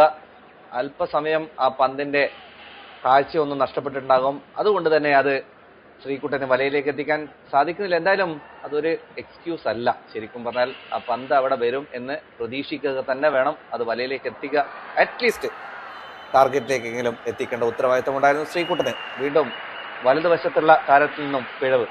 ജോസഫ്, വലത് വിംഗർമാരുടെ ദിവസമല്ലേ എന്ന് തോന്നിപ്പോവുകയാണ്. കിട്ടുന്ന അവസരങ്ങൾ ഗോളൊന്നും ഉറപ്പിക്കാൻ പറ്റുന്ന അവസരങ്ങളാണ് കിട്ടിയത് 2 തവണയും. പക്ഷെ 2 തവണയും അത് മുതലാക്കാൻ സാധിച്ചില്ല. 2 തവണയും ഫിനിഷിൽ പാളിച്ചകൾ വരുന്നു. നമ്മൾ പാസ് ആൻഡ് മൂവ് ഒക്കെ പറഞ്ഞു പോയപ്പോഴാണ് അങ്ങനെ ഒരു അവസരം വന്നത്. അവിടെ പാസ് ചെയ്യേണ്ട വന്നില്ല, മൂവും ചെയ്യേണ്ട വന്നില്ല. കൃത്യമായി ഓടി വന്ന ഡയറക്ഷനിൽ കിട്ടിയ ഒരു അവസരമായിരുന്നു. കാരണം അതിനു മുമ്പൊക്കെ ഫുട്ബോൾ എന്ന് പറഞ്ഞാൽ ഒരു ബ്രസീലിയൻ ബ്യൂട്ടി ആയിരുന്നു നമ്മൾ കണ്ടുകൊണ്ടിരുന്നത്. ബ്രസീലിന്റെ ഡൊമിനേഷൻ ആയിരുന്നു ആ കാലഘട്ടത്തിൽ ഉണ്ടായിരുന്നത്. അത് ഗരീഞ്ചിയെ പോലുള്ള പെലെയെ പോലുള്ള ഡ്രിബിളർമാർ നിറഞ്ഞു നിന്നിരുന്ന കാലഘട്ടത്തിൽ നിന്നുമാണ് പാസ് ആൻഡ് മൂവിലൂടെ ഇതൊക്കെ പരാജയപ്പെടുത്താമെന്ന് കാണിച്ചത്. പാസ് ആൻഡ് മൂവ് നമ്മൾ വാൾ പാസ് എന്നൊക്കെ പറയും. കൃത്യമായിട്ട് ഒരു വാളിൽ തട്ടിത്തെറിച്ച് വരുന്ന പോലെ തിരിച്ച് അതേ ആൾക്ക് തന്നെ ആ പന്ത് തിരിച്ചു കിട്ടും. അതിലൂടെയുള്ള മുന്നേറ്റങ്ങൾ നമ്മൾ ഇന്നത്തെ മത്സരത്തിൽ 2-3 പ്രാവശ്യം കണ്ടായിരുന്നു. പക്ഷെ അതൊന്നും ആ ഒരു ടച്ചിൽ എല്ലാം നശിച്ചു പോയതാണ്. ബർട്ടമോ തന്നെ ആലോചിക്കുന്നുണ്ടാവും എന്തിനാണ് ഞാൻ ആ ടച്ച് എടുത്തത്. കെവിൻ യോക്കിന്റെ ആക്ഷനും അത് തന്നെയാണ് സൂചിപ്പിച്ചത്. എന്റെ പന്തായിരുന്നില്ലേ അത്. കെവിൻ യോക്കിന്റെ ആക്ഷൻ എനിക്കുള്ള പന്ത് എന്തിനെടുത്തോണ്ട് പോയി എന്ന് ചോദിച്ച ആ ഒരു ചോദ്യവും ഉത്തരവും ഒക്കെ നമ്മൾ പറഞ്ഞു വന്നപ്പോൾ എനിക്ക് ബിൽ നിക്കോൾസനെ ഓർമ്മ വരികയായിരുന്നു. ബിൽ നിക്കോൾസൺ എന്ന പരിശീലകൻ, ഡാനി ബാൻഫോറും, അങ്ങനെ ഒത്തിരി ഫേമസ് താരങ്ങളുണ്ടായിരുന്നു, പരിശീലകരുണ്ടായിരുന്നു. ആ ഒരു നീക്കം ആർദർ റോവ് ഒക്കെ അവലംബിച്ച ആ കാലഘട്ടത്തിൽ ശരിക്കും പറഞ്ഞാൽ അവിടെയാണ് ഇംഗ്ലീഷ് ഫുട്ബോൾ പിടിമുറുക്കുന്നത്. പിന്നീടാണ് അത് വളർന്ന് ഇന്ന് ഏറ്റവും പോപ്പുലറായ പ്രീമിയർ ലീഗൊക്കെ ആയി മാറിയത്. ഇതിന്റെയൊക്കെ അടിത്തറ വന്നത് ആ കാലഘട്ടത്തിലാണ്. ഒരു മറ്റു മാറ്റം കൊണ്ടുവരികയാണ്. ജേഴ്സി നമ്പർ 10 ലാൽത്താൻ കീമയെ പിൻവലിച്ചുകൊണ്ട് ഫാർദിൻ അലി മൊല്ല എത്തുന്നു മുഹമ്മദൻ സ്പോർട്ടിങ്ങിന് വേണ്ടി. അപ്പോൾ കുറച്ചുകൂടെ വ്യത്യസ്തമായ ഒരു തന്ത്രം പ്രതീക്ഷിക്കാം. മക്കൻ ചോത്തെ വിങ്ങുകളിലേക്കും ലാൽത്താൻ കീമയ്ക്ക് പകരമായി എത്തിയ ഫാർദിൻ അലി മൊല്ല ഒരു സ്ട്രൈക്കറായി മാറാനും സാധ്യതയുണ്ട്.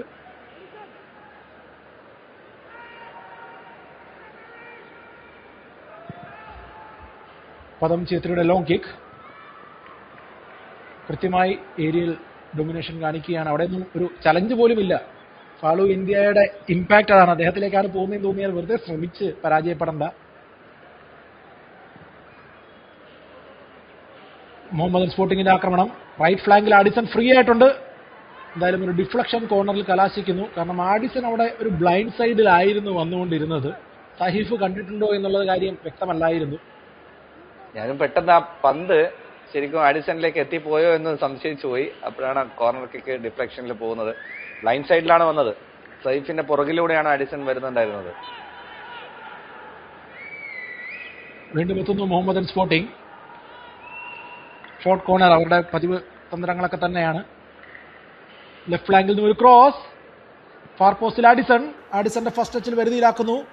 സെക്കൻഡ് ടച്ചിൽ ഒരു ഷോട്ട്, അതിനുശേഷം റീബൗണ്ട് ഫ്രീ ആയിട്ട് വരുമ്പോൾ ചുവട് പിഴയ്ക്കുന്നു മുഹമ്മദൻ സ്പോർട്ടിങ്ങിന്. രക്ഷപ്പെടുന്നു കേരള ബ്ലാസ്റ്റേഴ്സ്. കാരണം ആ റീബൗണ്ട് അമർജീത്തിന്റെ കാലുകളിൽ എത്തുമ്പോൾ വലിയ അപകടമായിരുന്നു.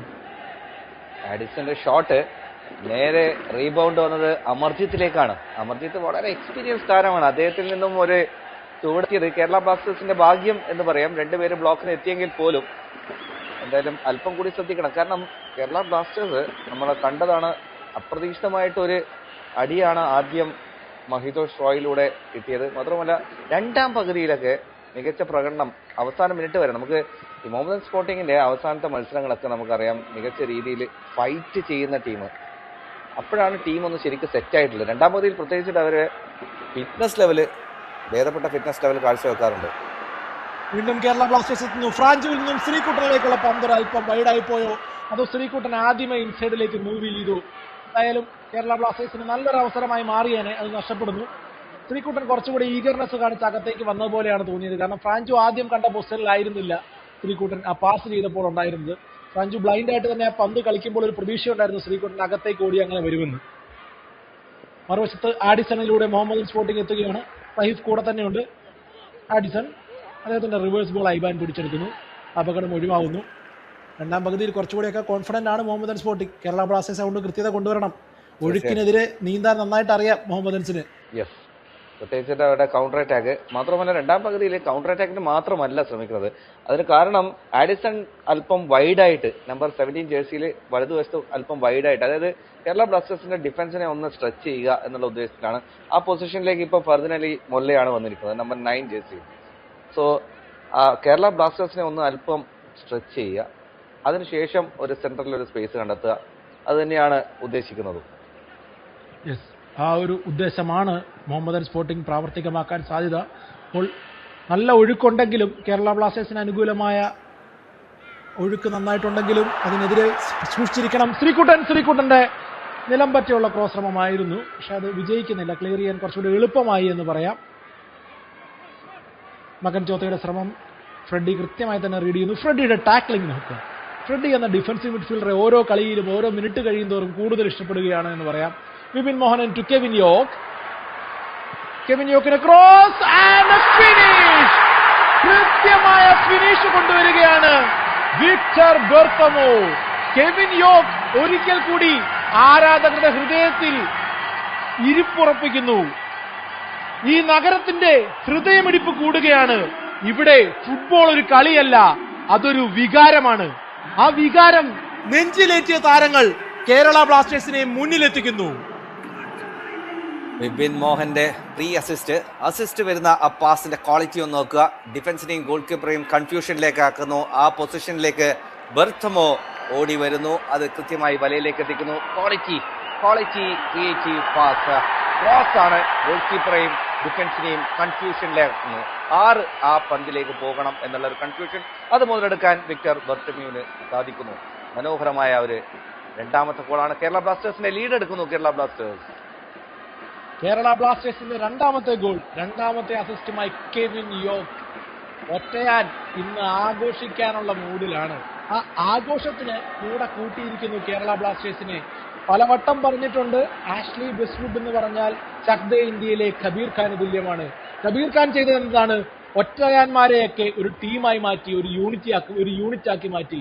അതാണ് ഈ കേരള ബ്ലാസ്റ്റേഴ്സിന്റെ നിരയിലെ ഏറ്റവും ശ്രദ്ധേയനായ ഒറ്റയാനായിരുന്ന കെവിൻ യോക്കാണ് 2 അസിസ്റ്റുകളും നൽകിയതെന്ന് മനസ്സിലാക്കുക. അന്ന് നമ്മൾ ചക് ദേ ഇന്ത്യയിൽ ഫൈനലിൽ പരസ്പരം തമ്മിൽ തല്ലിക്കൊണ്ടിരുന്ന ആ 2 താരങ്ങൾ പരസ്പരം സെറ്റപ്പ് ചെയ്തപ്പോൾ ഗോൾ വന്ന പോലെ ഇന്ന് 2 ഗോൾ വന്നതും കെവിൻ യോക്കിന്റെ അസിസ്റ്റിലാണ്. മറ്റൊരാക്രമണം, ശ്രീകുട്ടൻ എത്തുന്നു. ബോക്സിനുള്ളിൽ ശ്രീകുട്ടന്റെ ശ്രമം, ഡിഫ്ലക്ഷൻ, പോസ്റ്റിൽ തട്ടിത്തെറിക്കുന്നു. റീബൗണ്ട് ഗോളിൽ എത്തിക്കാൻ സാധിക്കുന്നില്ല കെവിൻ യോക്കിന്. ശ്രീകുട്ടന്റെ ആ ഒരു ശ്രമം ഡിഫ്ലക്ഷനിലൂടെ പണി ഉണ്ടാക്കിയനെ മുഹമ്മദൻ സ്പോർട്ടിങ്ങിന്. ശ്രീകുട്ടനിലേക്കുള്ള വിപിൻ മോഹനന്റെ പാസും എടുത്തു പറയണം. എന്തായിരുന്നു പാസ്! മികച്ച ഒരു അറ്റാക്കിംഗ് ഫുട്ബോൾ കേരള ബ്ലാസ്റ്റേഴ്സിന്റെ കാലിൽ നിന്നും വീണ്ടും വരുന്നു. ഗോളിലേക്ക് അവസാനിച്ചു എന്ന് തോന്നിപ്പോയതാണ്. ശ്രീകുട്ടൻ ഫസ്റ്റ് ടൈം തന്നെ അത് മറിച്ച് നൽകാനുള്ള ഒരു ശ്രമം ഉണ്ടായിരുന്നു. മറിച്ച് നൽകാനുള്ള ഒരു ശ്രമം തന്നെയായിരുന്നു. ഡിഫ്ലക്ഷൻ അത് പ്രഥം ഛത്രിയുടെ സേവ് ആണ്. അതിനുശേഷം ക്രോസ് ബാറിൽ തട്ടുന്നു. ആ ക്രോസ് ബാറിൽ തട്ടിയ പന്ത് ഫിനിഷ് ചെയ്യാൻ ബെർത്തമോന് സാധിക്കുന്നില്ല. എന്തായാലും നല്ല ഒരു ഫുട്ബോൾ, നല്ല ഒരു fast flowing football Kerala Blasters വീണ്ടും കാഴ്ചവെക്കുന്നു.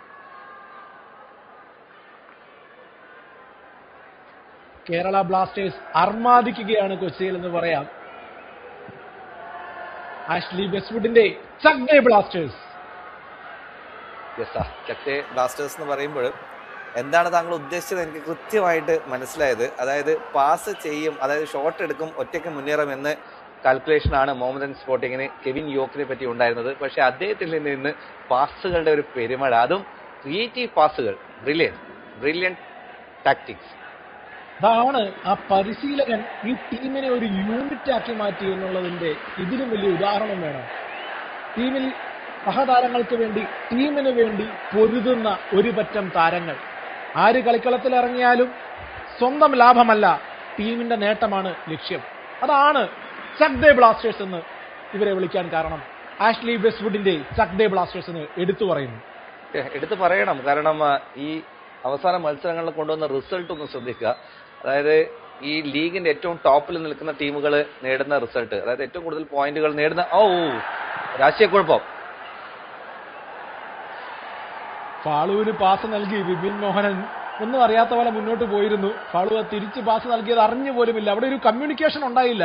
നമ്മൾ പൊതുവെ കേരള ബ്ലാസ്റ്റേഴ്സിന്റെ ആരാധകർ ഒച്ച ഉണ്ടാക്കണമെന്ന് പറയുമ്പോൾ ആരാധകരുടെ ഒച്ചക്കിടയിൽ കേൾക്കാതെ പോയതാണോ എന്നുള്ള സംശയമുണ്ട്. എന്ന് പറഞ്ഞാലും ആരാധകർ ഒച്ച ഉണ്ടാക്കുന്നതിൽ നിന്ന് പിന്മാറരുത്.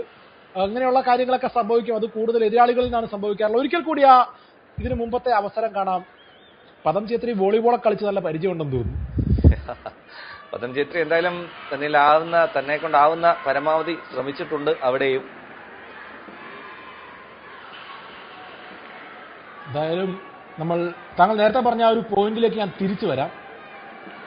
അവസാന 5 മത്സരങ്ങളിൽ ഈ മത്സരം ഇതാ റിസൾട്ട് എന്ന് വെച്ചു, അങ്ങനെയാണെങ്കിൽ ഞാൻ 3 പോയിന്റ് കൂടെ ആഡ് ചെയ്യുവാണ്. അവസാന 5 മത്സരങ്ങളിൽ നിന്നും 13 പോയിന്റ് ആവും അപ്പോൾ കേരള ബ്ലാസ്റ്റേഴ്സിന്. നിലവിലെ കണ്ടന്റേഴ്സിന് പോലും ഇത്ര നല്ല ഫോമില്ല.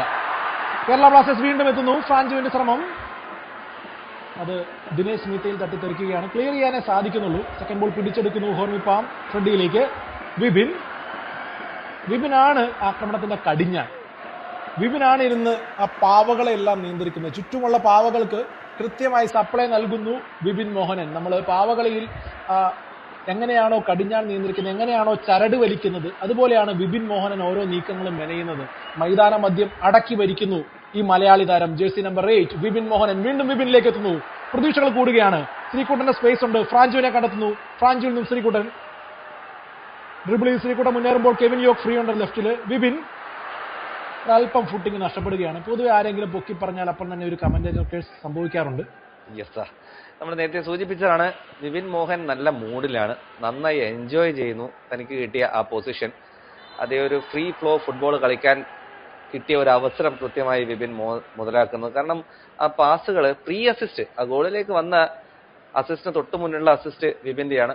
ഇത് ആ ഒരു മുന്നേറ്റം തടയുന്ന കാഴ്ചയാണ്. അമർജിത്തിനെ കെവിൻ യോക്കിന്റെ ഇന്നത്തെ മത്സരത്തിലെ കോൺട്രിബ്യൂഷനെ പറ്റി നമ്മൾ സംസാരിച്ചപ്പോൾ ഈ ഒരു കോൺട്രിബ്യൂഷനും കൂടി എടുത്തു പറയേണ്ടതാണ്. അതൊരു ഫൗൾ ആണെങ്കിൽ പോലും തിരിച്ച് റിക്കവർ ചെയ്ത് ആ ടീമിനെ സഹായിക്കാൻ പോകുന്ന അദ്ദേഹത്തിന്റെ വർക്ക് റേറ്റ് കൂടി നമുക്ക് ഏറ്റവും കൂടുതൽ എടുത്തു പറയേണ്ടതാണ്.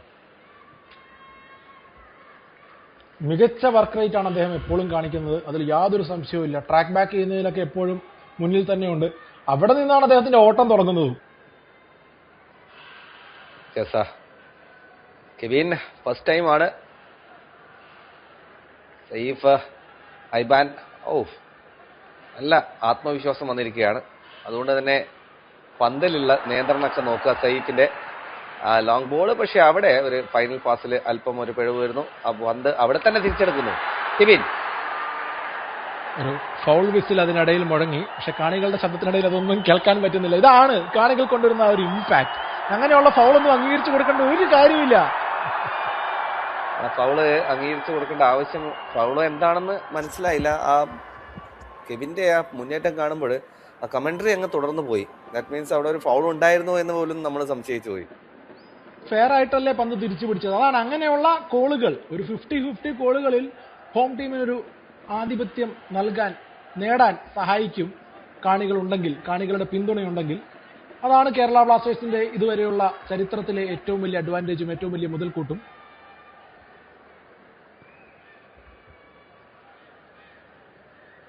കേരള ബ്ലാസ്റ്റേഴ്സ് വീണ്ടും സ്ലോ ബിൽഡപ്പുമായി. ഐബാൻ പ്രതിരോധത്തിലെ ഉത്തരവാദിത്വം നിർവഹിച്ച് വയ്യ മധ്യനിരയിലേക്ക് കയറും. കെവിൻ സഹീഫിനെ ഉപയോഗിക്കുകയാണ്. ഫാളു. ഫ്രെഡിയുടെ പാസ് ഒരു അല്പം ഷോർട്ട് ആകുന്നു, എന്നാൽ കൃത്യമായി ഇടപെടുന്നു ഫാളു. സഹീഫ് അവിടെ ഇന്റലിജന്റ് ആയിട്ട് കളിക്കുന്നു എന്ന് പറയാം. കാരണം അത്രയധികം സമ്മർദ്ദമുണ്ട്, എല്ലാവരും അടുത്തടുത്താണ്. അതുകൊണ്ട് ഗോൾ കീപ്പറേയും കൂടെ അങ്ങ് ഉപയോഗിക്കാമെന്ന് തീരുമാനിക്കുന്നു. അല്പം ഒന്ന് വിശ്രമിക്കുകയാണ് കേരള ബ്ലാസ്റ്റേഴ്സ്, ഒന്ന് റീഗ്രൂപ്പ് ചെയ്യുകയാണ്. കുറച്ച് വേഗതയോടെയായിരുന്നു അല്പസമയം മുന്നേറ്റങ്ങൾ ഉണ്ടായിരുന്നത്. അപ്പോൾ അതുകൊണ്ട് തന്നെ പാസുകൾ ഡിഫൻസിൽ അല്പം കാഷ്വലായി പോകുന്നുണ്ടോ എന്നൊരു സംശയമില്ലാതില്ല. ആ മൂവ്മെന്റ് ഒക്കെ സ്ലോ ആയതുകൊണ്ട് തന്നെ പാസും സ്ലോ ആവുന്നുണ്ട്. ഇനിയൊരു ലോങ് സ്വിച്ച് വരുമോ എന്ന് നമുക്ക് നോക്കാം. കാരണം വളരെ ഇറങ്ങി ധൃതിയൊന്നും കാണിക്കാതെ, ഒരു പ്രസ്സിംഗ് ഒന്നും ചെയ്യാതെ, ആ സ്പേസ് നൽകാതെയുള്ള രീതിയിലാണ് മോഹൻ സ്പോർട്ടിംഗ് ഡിഫെൻഡ് ചെയ്യുന്നത്. ലോങ് ബോൾ, വിപിന്റെ ട്രാപ്പ് കാണാം, പക്ഷേ ഓഫ് സൈഡ് ഭാഗം ഇവിടെ ഉയർന്നിട്ടുണ്ടെന്നാണ് മനസ്സിലാവുന്നത്. പന്ത് ഡിഫെൻഡ് ചെയ്യുമ്പോൾ മുന്നേറ്റ നിരയും ഡിഫൻസും തമ്മിൽ ചെറിയ ഗ്യാപ്പ് മാത്രമേ ഉള്ളൂ മോഹൻ സ്പോർട്ടിങ്ങിന്റെ. അതുകൊണ്ട് വലിയൊരു റഷ്, അവരൊരു വലിയ ധൃതി കാണിക്കുന്നില്ല. ഡിഫൻസും മുന്നേറ്റ നിരയും തമ്മിലുള്ള ആ ഗ്യാപ്പ് നോക്ക്, വളരെ ചെറുതാണ്, ഹൈ ലൈനിലേക്ക് വരുന്നു. അതുകൊണ്ടാണ് ഓഫ് സൈഡ് അവിടെ കിട്ടിയത്. അത് തന്നെയാണ് ഞാനും അവിടെ പറയാൻ ആഗ്രഹിച്ചതും, ഒന്ന് ഒരല്പം ധൃതി പിടിച്ചു പോയതും. താങ്കൾ പറഞ്ഞ അതേ പോയിന്റ് തന്നെ. അത്ര ടൈറ്റ് ആയിട്ട് ആ ഷേപ്പ് മെയിൻറ്റെയിൻ ചെയ്യുമ്പോഴാണ് ഓഫ് സൈഡ് ട്രാപ്പിൽ കൂടുതൽ എതിരാളികളെ കൊടുക്കാൻ സാധിക്കുന്നത്. നമുക്കറിയാം, ഓഫ് സൈഡ് ട്രാപ്പിൽ ഏറ്റവും കുറഞ്ഞ് കുടുങ്ങിയ ടീമുകളിൽ ഒന്നാണ് കേരള ബ്ലാസ്റ്റേഴ്സ്. പക്ഷെ അവരെ പോലും ഓഫ് സൈഡ് ട്രാപ്പിൽ കൊടുക്കുകയാണ്. കാരണം അത് ആരാണ് കുടുങ്ങിയതെന്ന് നോക്കുക. വിപിൻ മോഹനൻ എന്ന ഒരു ഫ്രീ റോളുള്ള നമ്പർ 8 പൊസിഷനിൽ കളിക്കുന്ന താരം, അദ്ദേഹം അത്ര അഡ്വാൻസ്ഡ് ആയിട്ട് പോയി. അദ്ദേഹത്തെയാണ് ഓഫ് സൈഡ് ട്രാപ്പിൽ കൊടുക്കുന്നത്. ഇന്ന് രണ്ടാമത്തെ ഓഫ് സൈഡ് ആണെന്നാണ് എൻ്റെ ഒരു ഓർമ്മ. ആദ്യം വിക്ടറും ഒന്ന് ഓഫ് സൈഡിൽ കുടുങ്ങിയിരുന്നു. ശ്രീകുട്ടനിൽ നിന്നും ഫ്രാഞ്ചുവിലേക്ക്, റൈറ്റ് ഫ്ലാങ്കിൽ ഫ്രാഞ്ചു കോർണർ നേടിയെടുക്കുകയാണ്. 67 മിനിറ്റ് ആയതേ ഉള്ളൂ, പക്ഷെ ഒരു മത്സരം പറഞ്ഞു തീർന്ന പോലെയാണ് തോന്നുന്നത്. അത്രയധികം ആവേശം ഉണ്ടായിരുന്നു ഈ മത്സരം കാണാൻ. നന്നായിട്ട് തന്നെ നല്ല ഒരു എഫേർട്ട് ഈ കളിക്കാർ ഓരോരുത്തരും കാഴ്ചവെക്കുമ്പോൾ കമന്ററി പറഞ്ഞു പോകുന്നത് അറിയുന്നതേയില്ല. തീർച്ചയായിട്ടും കേരള ബ്ലാസ്റ്റേഴ്സിന്റെ ഓരോ മുന്നേറ്റങ്ങളും ഒരു എക്സ്ട്രാ എഫേർട്ട് കമന്ററി ബോക്സിലും ഉണ്ടാകുന്നുണ്ട്. അത് മാനസികമായിട്ട് പോലും അവിടെയാണ് നമുക്ക് എഫേർട്ട് കൂടുതലായിട്ട് തോന്നുന്നത്. നമുക്ക് ഈ സീസണിൽ ഇതുവരെ അങ്ങനെ ആസ്വദിക്കാൻ പറ്റാത്ത ഒരു കാഴ്ചയായിരുന്നു തുടക്കത്തിലുണ്ടായിരുന്നത്. ഇതുവരെ എന്ന് പറയുന്ന സീസണിലുണ്ട് ആദ്യത്തെ 7 മത്സരങ്ങളിൽ 1 പോയിന്റ് മാത്രം ഉണ്ടായിരുന്ന ഒരു ടീം. ആ ടീമാണ് ഇപ്പോൾ വ്യക്തമായി അറ്റാക്കോട് വരുന്നത്. ഔട്ട് സ്വിംഗിംഗ് കോർണർ, ഫാളു ഫ്രീ ആണ്. ഫാളുവിന്റെ ഫ്രീ ഹെഡർ നേരെ പദം ചേത്രിയിലേക്ക്, റീബൗണ്ടിനായി വീണ്ടും ഫാളു ചാടി എത്തുമ്പോൾ പിടിച്ചെടുക്കുന്നു. അവിടെ ഫാളുവും വിക്ടറും കൂടെ ഒരു കൂട്ടിയിടി ഉണ്ടായിരുന്നു. അതുകൊണ്ടാണ് ആ ഹെഡറിന് അത്ര പവർ വരാൻ സാധിക്കാതിരുന്നതെന്ന് തോന്നുന്നു. നമുക്ക് കാണാം ഒരിക്കൽ കൂടി. ഫാളുവും ഹോമി പാമുമാണ് അവിടെ ഒരേ രീതിയിൽ ചാടിയിട്ടുണ്ടായിരുന്നത്. എനിക്ക് തോന്നുന്നു ഒരു ഫ്രീ ഹെഡർ ലഭിക്കുകയായിരുന്നെങ്കിൽ അല്പം കൂടി ഭേദപ്പെട്ട രീതിയിൽ അവിടെ ഒരു ആശയക്കുഴപ്പമുണ്ടായിരുന്നു. അതാണ് ഫാളു ചോദിക്കുന്നത്. ആശയക്കുഴപ്പമുണ്ടായിരുന്നു, അതുകൊണ്ട് തന്നെ അത് മുതലാക്കാൻ സാധിക്കുന്നില്ല. ഫാലു പന്തിലേക്ക് വരികയാണെങ്കിൽ ഹോമി പാം അത് വിട്ടുകൊടുക്കേണ്ടത് അദ്ദേഹത്തിന്റെ കടമയായിരുന്നു. അവിടെ ശരിക്കും ചെയ്യേണ്ടത് നമ്മൾ ബാസ്കറ്റ് ബോളിൽ സ്ക്രീൻ ഒരുക്കുക എന്ന് പറയും. ഹോർമിപ്പാം അവിടെ സ്ക്രീൻ ഒരുക്കിയാൽ മതി ഫാളുവിന് ഹെഡ് ചെയ്യാൻ വേണ്ടി, വേറെ ഒന്നും ചെയ്യണ്ട, ബാക്കി ഫാളു ചെയ്തോളൂ. പിന്നെ കേരള ബ്ലാസ്റ്റേഴ്സ് എത്തുന്നു. റൈറ്റ് ഫ്ലാങ്കിൽ ശ്രീകുട്ടൻ, വിപിന് കാണാം അവിടെ സപ്പോർട്ടായി വിപിൻ മോഹനൻ. ഹോർമിപ്പാം, ഫാളു. ചെറിയ പാസുകളുമായി നമ്മൾ രണ്ടാം പകുതിയിലാണ് ഈ തന്ത്രം കുറച്ചുകൂടെ കാണാൻ തുടങ്ങിയത്. ബിൽഡപ്പിന് ശ്രമിക്കുന്നു. കെവിൻ യോക്ക് ഫസ്റ്റ് ടൈം റിവേഴ്സിന് ശ്രമിക്കുമ്പോൾ അമർജിത്തിന്റെ ഒരു ഫൗളുണ്ട്. ഫൗൾ നേടിയെടുക്കുന്നതാണ് ഇന്റലിജന്റായി ഫ്രാഞ്ചോ എന്നും പറയാം. യെസ്, കൃത്യമായിട്ട് ആ ഫൗൾ നേടിയെടുക്കുകയാണ്. കാരണം അമർജിത്ത് എന്തായാലും ഒന്ന് ശരീരത്തിൽ സ്പർശിക്കുമെന്ന് ഉറപ്പാണ്. കാരണം രണ്ടുപേരും ആ ദിശയിലേക്കാണ് പോകേണ്ടത്. അതുകൊണ്ട് ആ സ്പർശനം ഒരു ഫൗളാക്കി മാറ്റുന്നു ഫ്രാഞ്ചോ. നമുക്ക് ഒരിക്കൽ കൂടി കാണാം. ആ പന്ത് ഫ്രാഞ്ചോന് കിട്ടാൻ വലിയ സാധ്യതയൊന്നുമില്ല, പക്ഷെ ഫ്രാഞ്ചോ അത് മുതലാക്കി എടുക്കുകയാണ്. ഇവിടെയാണ് കാണികൾ അത്രയധികം ഉള്ളതുകൊണ്ടും ആ ഒരു പിന്തുണയുള്ളത് കൊണ്ടും റഫറിയും അത് ഫൗൾ വിധിക്കുന്നു. ശരിക്കും അത് അത്ര വലിയ ഫൗളൊന്നുമായിട്ട് തോന്നിയില്ല. അത് ഫ്രാഞ്ചോന് എത്തിപ്പിടിക്കാൻ വളരെ പാടായിട്ടുള്ള ബുദ്ധിമുട്ടുള്ള ഒരു പന്താണ്. നമ്മളിതാണ് 12th മാൻ്റെ ഒരു ഇമ്പാക്റ്റ് പറയുന്നത്. ഇതാണ് നമ്മൾ ആദ്യം തുടങ്ങി ആഗ്രഹിക്കുന്നത്. എനിക്ക് ഈ കാഴ്ച ഒത്തിരി അധികം ഇഷ്ടപ്പെട്ടു. കാരണം മുഹമ്മദ് സഹീഫിനെ ഒരു ഇന്ത്യൻ ഇന്റർനാഷണലാക്കി മാറ്റാൻ സാധ്യതയുണ്ട് എന്ന് കഴിഞ്ഞ മത്സരങ്ങളിൽ പറയുകയുണ്ടായി. അതിൻ്റെ ഒരു പ്രധാന കാരണം ആഷ്ലി വെസ്റ്റ്വുഡ് എങ്ങനെയാണ് ഫുൾ ബാക്കുകളെ വളർത്തിയെടുക്കുന്നത് എന്നുള്ളതാണ്. അദ്ദേഹത്തിന്റെ കീഴിൽ ഒരു കാലത്ത് 9 താരങ്ങൾ, അതായത് അദ്ദേഹത്തിന്റെ ബാംഗ്ലൂരു FC 2013-നും 2016-നും ഇടയിൽ കളിച്ചപ്പോൾ 9-10 താരങ്ങൾ ഇന്ത്യക്ക് വേണ്ടി കളിച്ചിട്ടുണ്ട്. അതിൽ റോബിൻ സിംഗും സുനിൽ ഛേത്രിയും അടക്കം പേരുകെട്ട സ്ട്രൈക്കർമാരൊക്കെ ഉണ്ടെങ്കിലും അവിടുത്തെ ഫുൾ ബാക്കുകൾ എല്ലാവരും തന്നെ ഫസ്റ്റ് ചോയ്സ് മാത്രമല്ല സെക്കൻഡ് ചോയ്സ് ഫുൾ ബാക്ക് പോലും ഇന്ത്യക്ക് കളിച്ചിട്ടുണ്ട്. കാരണം ഒരാൾ പോകുമ്പോൾ അടുത്തയാൾ ആ പൊസിഷന് റെഡി ആവുകയായിരുന്നു. അത് പ്രീനോ ആൻഡോ, ലാൽചുൻ മാവിയ ഫനായ്, കീഗൻ പെരേര, അങ്ങനെ അവരെല്ലാം ഇന്ത്യക്ക് കളിച്ചിട്ടുണ്ട്. അതിൽ 2 പേർ ലെഫ്റ്റ് ബാക്കാണ്. അവിടെയാണ് ഇവിടെ സഹീഫിന് സ്ഥിരമായ ഒരു സാന്നിധ്യം കിട്ടുമ്പോൾ അദ്ദേഹം ഒരു ഇന്ത്യൻ ലെഫ്റ്റ് ബാക്കായി വളരുമെന്ന് പ്രതീക്ഷിക്കുന്നതും. കിക്ക് എടുക്കാനുള്ള താമസത്തിന് ഹോർമിപ്പാമിന് ഒരു യെല്ലോ കാർഡ് ലഭിക്കുകയാണ്. നാടകം അത്ര വിജയിച്ചില്ല, ഒട്ടും വിജയിച്ചില്ല എന്ന് പറയാം. കാരണം ഹോർമിപ്പാമും അതുപോലെ തന്നെ സഹീഫ് എല്ലാം തന്നെ ഇടതുകാലം കൊണ്ടാണ് ഷോട്ട് എടുക്കാൻ നോക്കുന്നത്. ശരിക്കും ആ ഷോട്ട് എടുക്കാൻ ഉദ്ദേശിച്ചത് ഫ്രാഞ്ചോ ആയിരുന്നു. അല്പം ലേറ്റായി ഫ്രാഞ്ചോയുടെ വരവ്. ഫ്രാഞ്ചുവിന്റെ ഫ്രീ കിക്ക് ആൻഡ് പോസ്റ്റിൽ തട്ടി തെറിക്കുകയാണ്. വിക്ടറിന് ടച്ച് കണ്ടെത്താൻ സാധിച്ചില്ല എന്ന് തോന്നുന്നു. ഫാളു India is keeping it in play. വിപിനിലേക്ക് ഹോർമിപ്പാം. ഫ്രാഞ്ചുവിന്റെ ഓരോ പന്തും അപകടം സൃഷ്ടിക്കുകയാണ്, പക്ഷെ ഗോൾ മാത്രമാകുന്നു നിൽക്കുന്നു. വീണ്ടും എത്തുന്ന ഒരു ത്രൂ ബോൾ ശ്രീകുട്ടന് പിടിച്ചെടുക്കാൻ സാധിക്കുന്നില്ല. ശ്രീകുട്ടന്റെ ഒരു ഡയഗണൽ റൺ ഉണ്ടായിരുന്നു, പക്ഷെ ആ പാസ് അല്പം വെയിറ്റ് കൂടിയത് കൊണ്ട് തന്നെ ശ്രീകുട്ടനിലേക്ക് എത്തുന്നില്ല. ഫ്രാൻസിയുടെ ആ ഫ്രീ കിക്കും പോസ്റ്റിൽ തട്ടിത്തെറിക്കുന്നു. സോ ഇന്ന് പോസ്റ്റ് ഒരു രക്ഷകനായി മാറുന്നുണ്ട് പതം ചിത്രയോടൊപ്പം തന്നെ. 3 തവണ പോസ്റ്റിൽ തട്ടിയിട്ടുണ്ട്. ഏറ്റവും ആദ്യം കെവിൻ യോക്കിന്റെ ഒരു ക്രോസ് ബാറിൽ തട്ടുന്ന ഒരു ശ്രമം ഉണ്ടായിരുന്നു. പിന്നീട് നമ്മൾ ആദ്യ പകുതിയിൽ തന്നെ കണ്ടു പോസ്റ്റിൽ തട്ടിത്തെറിക്കുന്നത്.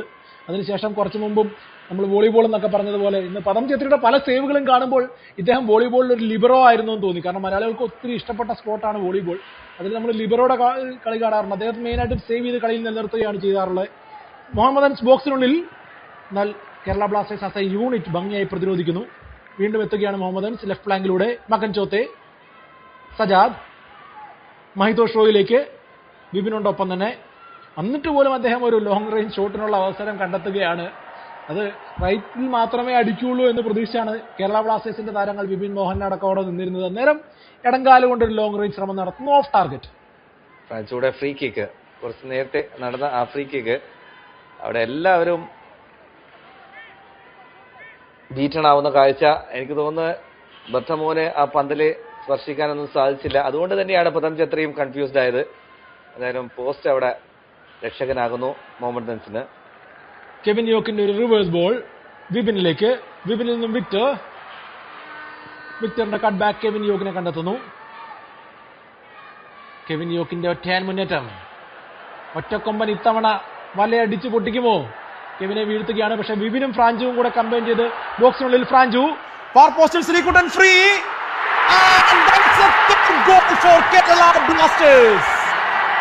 മഞ്ഞപ്പടൽ ഇപ്പോൾ തീരമാനമല്ല, അത് എതിരാളികളെ വീഴ്ത്തുന്ന കൊടുങ്കാറ്റാണ്. വർഷങ്ങളായി ഈ ക്ലബിനെ നെഞ്ചിലേറ്റിയ ജനങ്ങളുടെ വികാരപ്രളയം. ഗാലറിയുടെ ഓരോ മുഴക്കത്തിലും മറുപടിയായി കേരള ബ്ലാസ്റ്റേഴ്സ് വീണ്ടും വീണ്ടും വീണ്ടും വലകുലുക്കുകയാണ്. ഫ്രാൻസിയുടെ ഒരു മിറാക്കിൾ മൂവുകൾ നമ്മളവിടെ കാണാൻ സാധിച്ചു. കെവിൻ യോക്ക് ഫ്രാൻസിലേക്ക് എത്തിയ പന്ത്, ചടുലമായ ചുവടുവെപ്പ്, ഗംഭീരമായ ഫുട് വർക്ക്, അതിനുശേഷം ഒരു ക്ലാസിക് പാസ്. ആവശ്യത്തിലധികം സമയമുണ്ടായിരുന്നു ശ്രീകുട്ടന്. ബ്രില്യന്റ്. അതിനുശേഷമുള്ള ക്രിയേറ്റീവ് പാസ്, ആവശ്യത്തിലധികം സമയമുണ്ടായിരുന്നു. കൃത്യമായ പ്ലേസ്മെന്റ് ശ്രീകുട്ടനിൽ നിന്നും. സോ മികച്ച ഒരു ഫുട്ബോൾ കേരള ബ്ലാസ്റ്റേഴ്സിൽ നിന്നും. മൂന്നാമത്തെ ഗോള് കേരള ബ്ലാസ്റ്റേഴ്സ് കണ്ടെത്തുന്നു.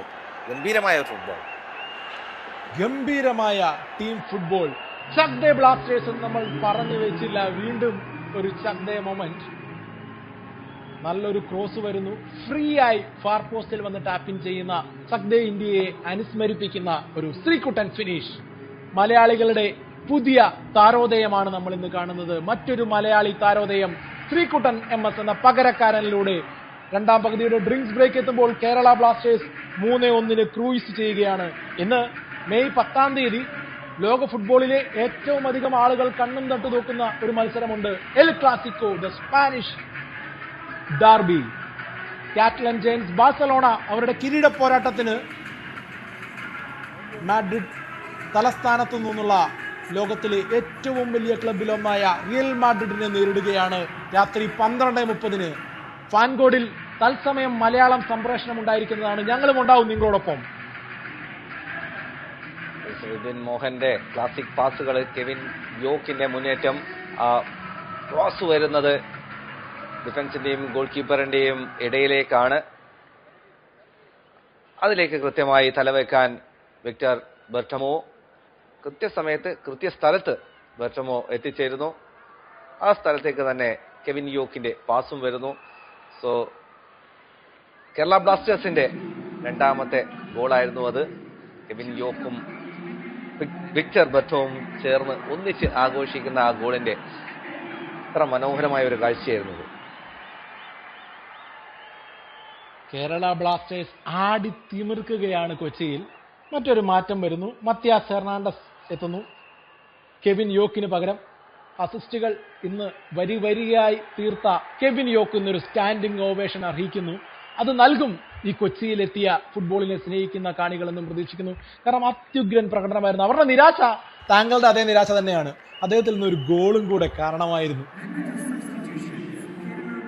തീർച്ചയായിട്ടും വളരെയധികം പ്രതീക്ഷിച്ചിരുന്നു. പക്ഷേ ഗോളിന് തുല്യമായ 2 പാസുകളാണ് ഇന്ന് അദ്ദേഹം നൽകിയിട്ടുള്ളത്. മനോഹരമായ അസിസ്റ്റുകൾ കെവിൻ യോക്കിൽ നിന്നും. മറുവശത്ത് മുഹമ്മദ് അൻസിന്റെ മാറ്റമാണ്. മക്കൻ ചോത്തേക്ക് പകരം യാഷ് ചിക്രു എത്തുന്നു. അതുപോലെ റോച്ചർ സലയും അവിടെ റെഡിയായിട്ടുണ്ട്. ജെറമിയുമുണ്ട്. അപ്പോൾ 3 മാറ്റങ്ങൾ, ഒരു ട്രിപ്പിൾ സബ്സ്റ്റിറ്റ്യൂഷനാണ്. എൻഗായറ്റിക്ക് പകരം റോച്ചർസല. ജെറമി എത്തുന്നു മൂന്നാമത്തെ മാറ്റമായി.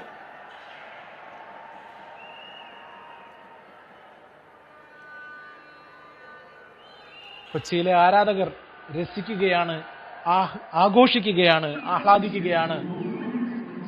പഴയ പ്രതാപം വീണ്ടെടുക്കാനായില്ല എങ്കിലും ബഹിഷ്കരണത്തിന് ശേഷം കൊച്ചി വീണ്ടും മഞ്ഞ പുതയ്ക്കുകയാണ്. ഇതൊരു തുടക്കം മാത്രം.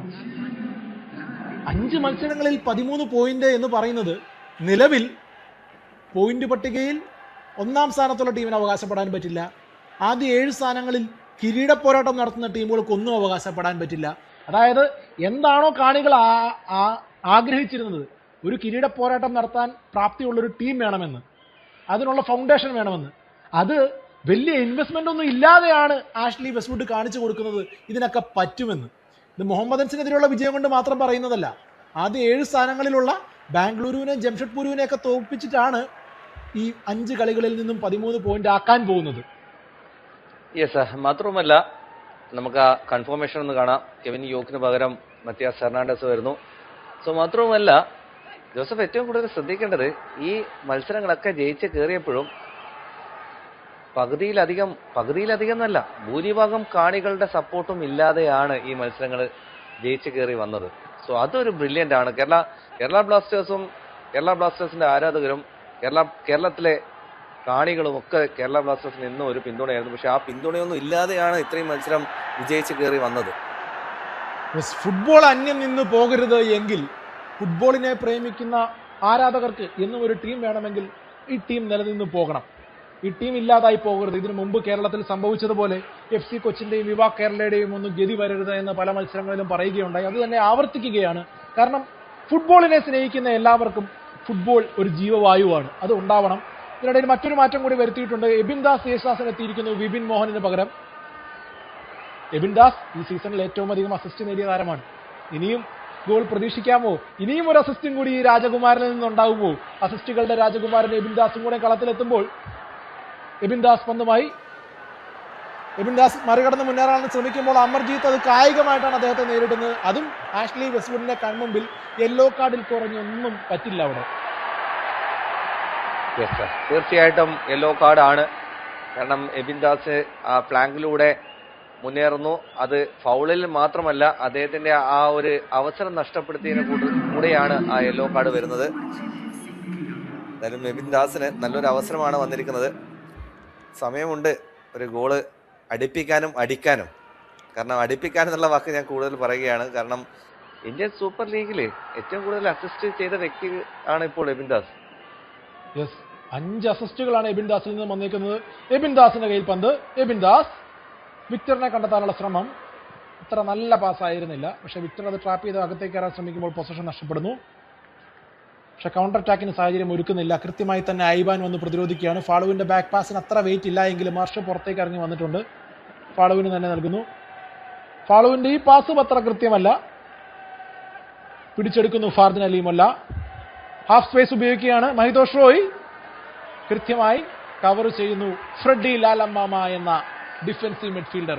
ഫ്രെഡി അർഹിക്കുന്നു ഒത്തിരി കയ്യടി. ഒരു സൈലന്റ് ആയിട്ടുള്ള അൺസങ് ആയിട്ടുള്ള ഹീറോയാണ് ഫ്രെഡി ലാലമ്മാമ എന്ന ജേഴ്സി നമ്പർ 6 ഡിഫൻസീവ് മിഡ്ഫീൽഡർ. ഇന്ന് ഡബിൾ ഹെഡറാണ്. ഇന്ന് വൈകിട്ട് 7:30 നോർത്ത് ഈസ്റ്റ് വേഴ്സസ് ചെന്നൈയിൻ പോരാട്ടമുണ്ട്. അഭിമാനത്തിന് വേണ്ടി പോരാടുന്ന 2 ടീമുകൾ.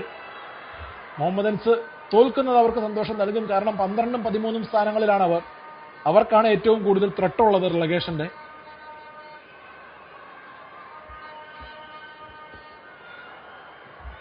വീണ്ടും എത്തുന്നു മുഹമ്മദൻസ്. ക്രോസ് ബോക്സിനുള്ളിൽ. സഹീഫ് അത് താൽക്കാലികമായി പ്രൊട്ടക്ട് ചെയ്തു. പൂർണ്ണമായി തന്നെ ക്ലിയർ ചെയ്യാനുള്ള അവസരമുണ്ട്. എന്നാൽ അത് കോർണർ വഴങ്ങാതെ സേവ് ചെയ്തു. പൊതുവേ നമ്മൾ അത്ര അഭിനന്ദിക്കില്ല, കാരണം അത് ഭയങ്കര വലിയ റിസ്ക് ആണ് അദ്ദേഹം എടുത്തത്. പക്ഷെ ആ റിസ്ക് റിവാർഡ് കാണുമ്പോൾ ഓക്കെ, കൊള്ളാം. അത് പാളിപ്പോയാൽ നല്ല വിമർശനം കിട്ടും. അതിനുശേഷം നന്നായി റിക്കവർ ചെയ്ത് എബിൻ ദാസിലൂടെ മുന്നേറാനുള്ള ഒരു ശ്രമം ഉണ്ടായിരുന്നു. നേരത്തെ ഒക്കെ പറഞ്ഞുകൊണ്ടിരിക്കുമ്പോൾ കേരള ബ്ലാസ്റ്റേഴ്സിന്റെ ഈ സമീപകാലത്തെ ആ പ്രകടനം പറയുമ്പോഴും നമ്മൾ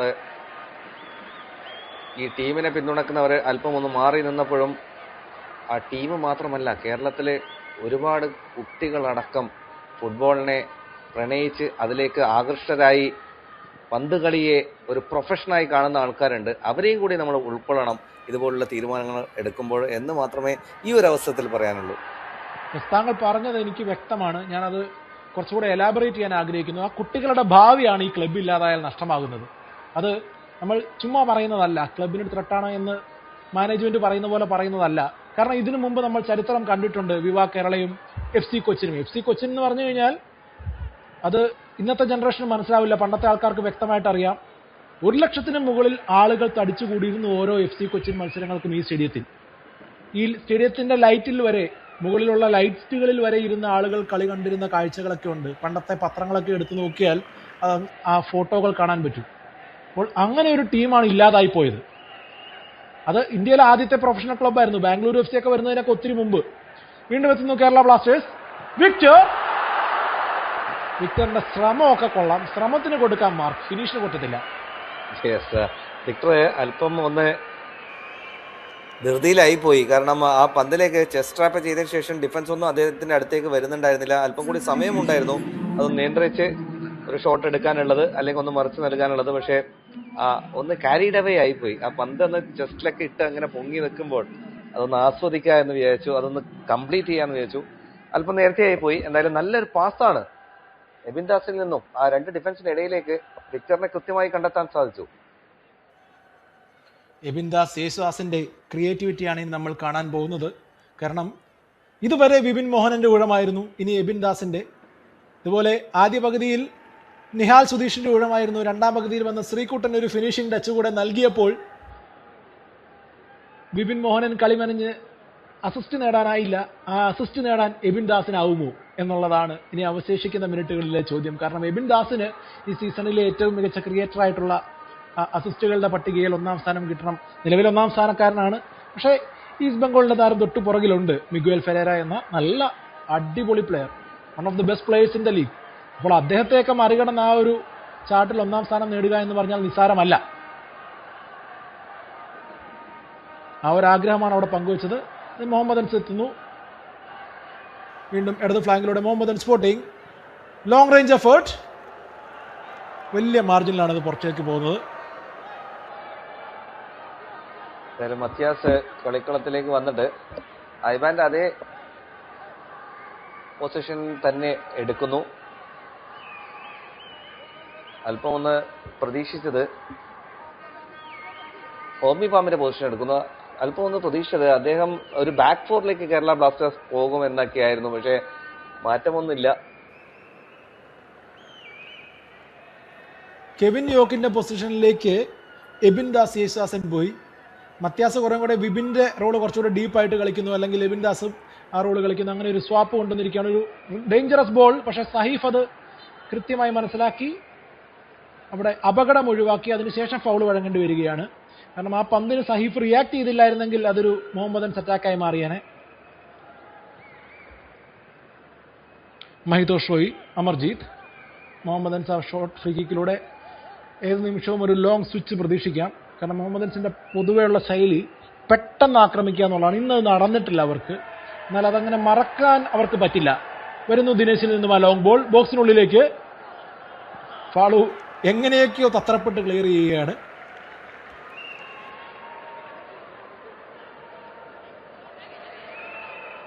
ഫാർദിൻ Ali മൊല്ലയുടെ ത്രോയിൻ. അമർജീത്തിന്റെ first time cross. Far പോസ്റ്റിൽ ഒരു അല്പം പ്രശ്നമാണ്. 3 താരങ്ങളുണ്ട്, സജാദ് അടക്കം. സജാദിന്റെ ഹെഡർ, ഐബാന്റെ ക്ലിയറൻസ്, ഹെഡർ ക്ലിയറൻസ് ഭംഗിയായിട്ട് തന്നെ ചെയ്യുന്നു ഐബാൻ ഡോലിംഗ് എന്ന കേരള ബ്ലാസ്റ്റേഴ്സിന്റെ നായകൻ.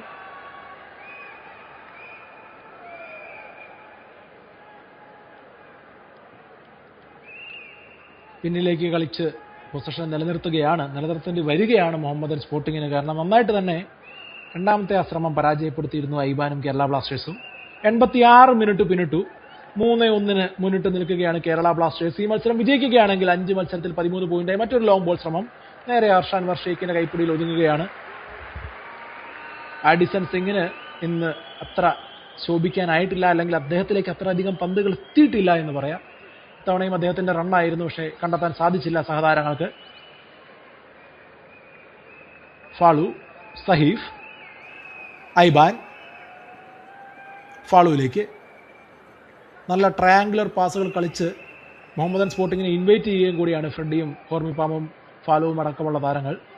സഹീഫ്, എബിൻ ആയിരിക്കണം അവിടെ വരുന്നത്. യെസ്, എബിൻ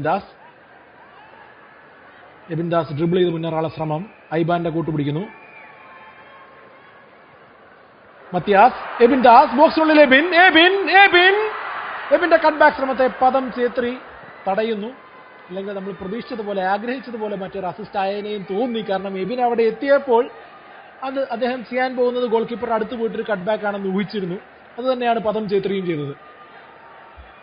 മറുവശത്ത് മുഹമ്മദൻ സ്പോർട്ടിങ്ങിന്റെ ആക്രമണം ഇടത് ഫ്ലാങ്കിലൂടെ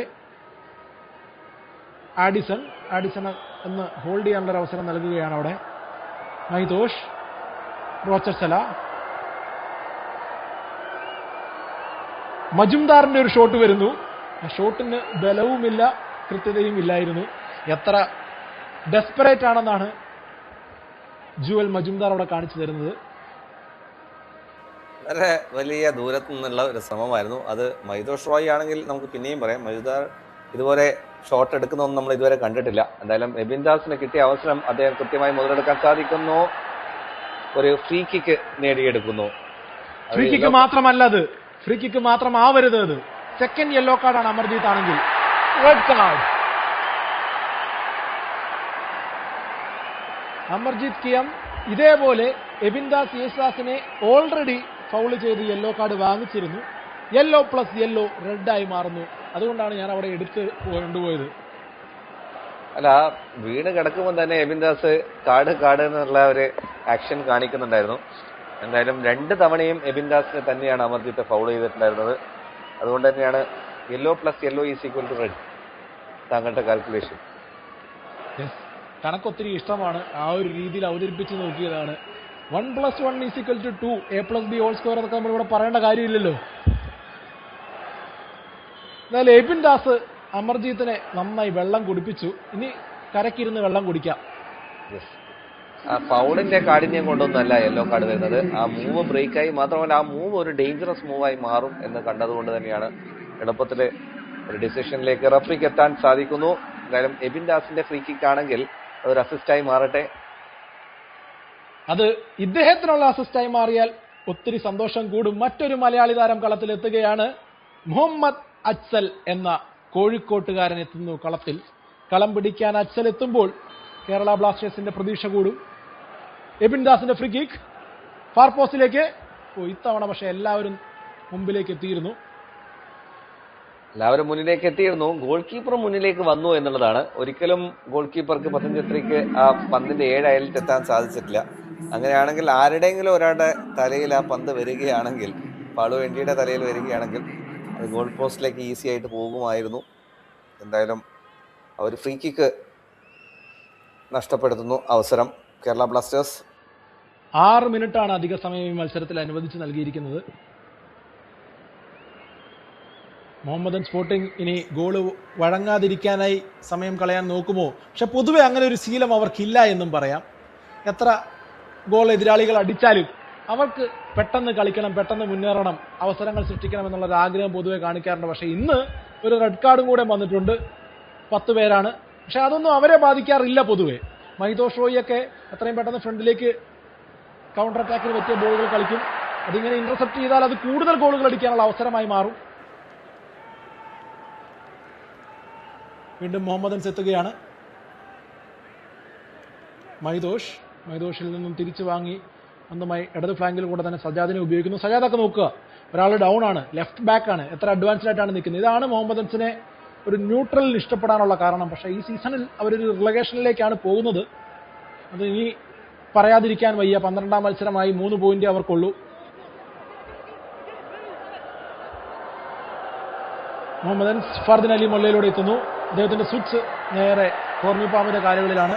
അത്ര ഡീപ്പായി കേരള ബ്ലാസ്റ്റേഴ്സ് പോകുന്നതുകൊണ്ട് ഒരു സപ്പോർട്ട് കിട്ടുന്നില്ല.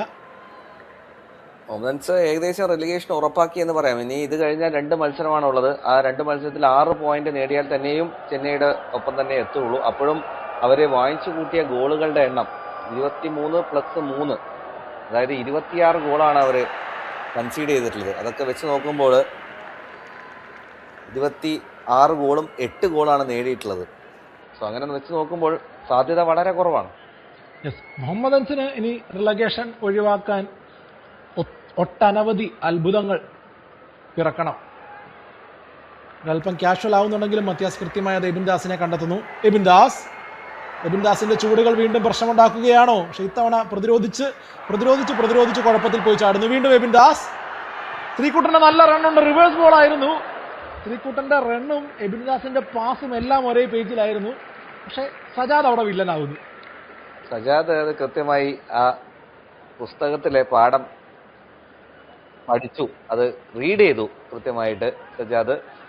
എന്തായാലും ഒരു ഷോട്ട് എടുക്കാനുള്ള അവസരം ഉണ്ടായിരുന്നു അവിടെ. ഞാൻ എബിൻ ദാസ് ആ ഷോട്ട് എടുക്കും ഒരു നിമിഷം പ്രതീക്ഷിച്ചിരുന്നു. ഒരു curving shot, top corner.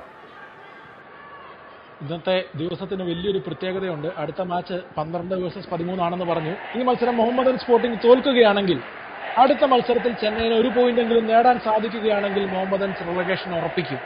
ചെന്നൈയിനും north ഈസ്റ്റും രണ്ടുപേരും ഒറ്റയടിക്ക് രക്ഷപ്പെടും. വീണ്ടും എത്തുന്നു കേരള ബ്ലാസ്റ്റേഴ്സ് ബോക്സിനുള്ളിൽ. ദിനേശ് മിത്തയുടെ ഒരു ക്ലിയറൻസ്. അതുകൊണ്ട് ചെന്നൈയിൻ ആരാധകരും ഒത്തിരി സന്തോഷത്തിലാണിപ്പോൾ.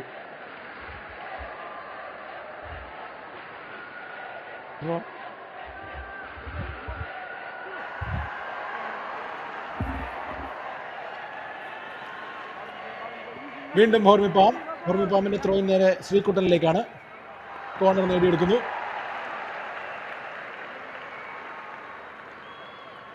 എബിൻ ദാസിന്റെ ഒരു കോർണർ കിക്ക് ഔട്ട് സ്വിംഗ് ആണ് വരാൻ പോകുന്നത്.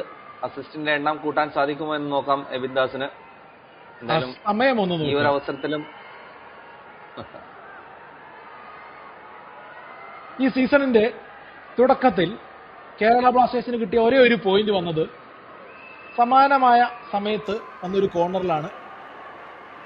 ഈസ്റ്റ് ബംഗാളിനെതിരെ 95-ാം മിനിറ്റിൽ എബിൻ ദാസിന്റെ കോർണർ തല വെച്ച് കൊടുത്തത് മുഹമ്മദ് അഫ്സൽ. 2 മലയാളികൾ ചേർന്നാണ് കേരള ബ്ലാസ്റ്റേഴ്സിന്റെ അന്ന് ആദ്യ പോയിന്റ് കൊണ്ടുവന്നതെങ്കിൽ ഇന്ന് 4ാമത്തെ ഗോളിനേക്കുള്ള ഒരു വഴിയാകുമോ ഏത് എന്ന് നോക്കാം. എബിൻ ദാസിന്റെ 6ാമത്തെ അസിസ്റ്റിന് വേണ്ടി വെയിറ്റ് ചെയ്യുകയാണ് നമ്മളെല്ലാവരും.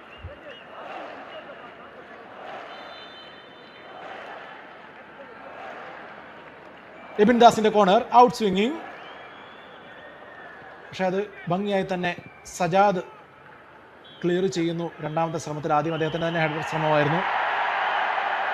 ഹർഷ പന്ത് പിടിച്ചെടുത്ത് നേരെ ഐബാനിലേക്ക് നൽകുമ്പോൾ കാണികളുടെ സപ്പോർട്ട് കാണുക. കാരണം ആ പ്രദേശത്തെങ്ങും മുഹമ്മദ് താരങ്ങളൊന്നുമില്ല. അത്ര full domination from Kerala Blasters എന്ന് നിസ്സംശയം പറയാം. എബിൻ ദാസ് ഇത്തവണ റൈറ്റ് ഫ്ലാങ്കിലാണ്. കോർണറിന് ശേഷം അദ്ദേഹം അവിടെ തന്നെയാണ്. മത്യാസിൽ നിന്നും ഫ്രെഡി, സഹീഫ്. നല്ലൊരു ബോൾ. ശ്രീകുട്ടനെ കണ്ടെത്തുന്നു.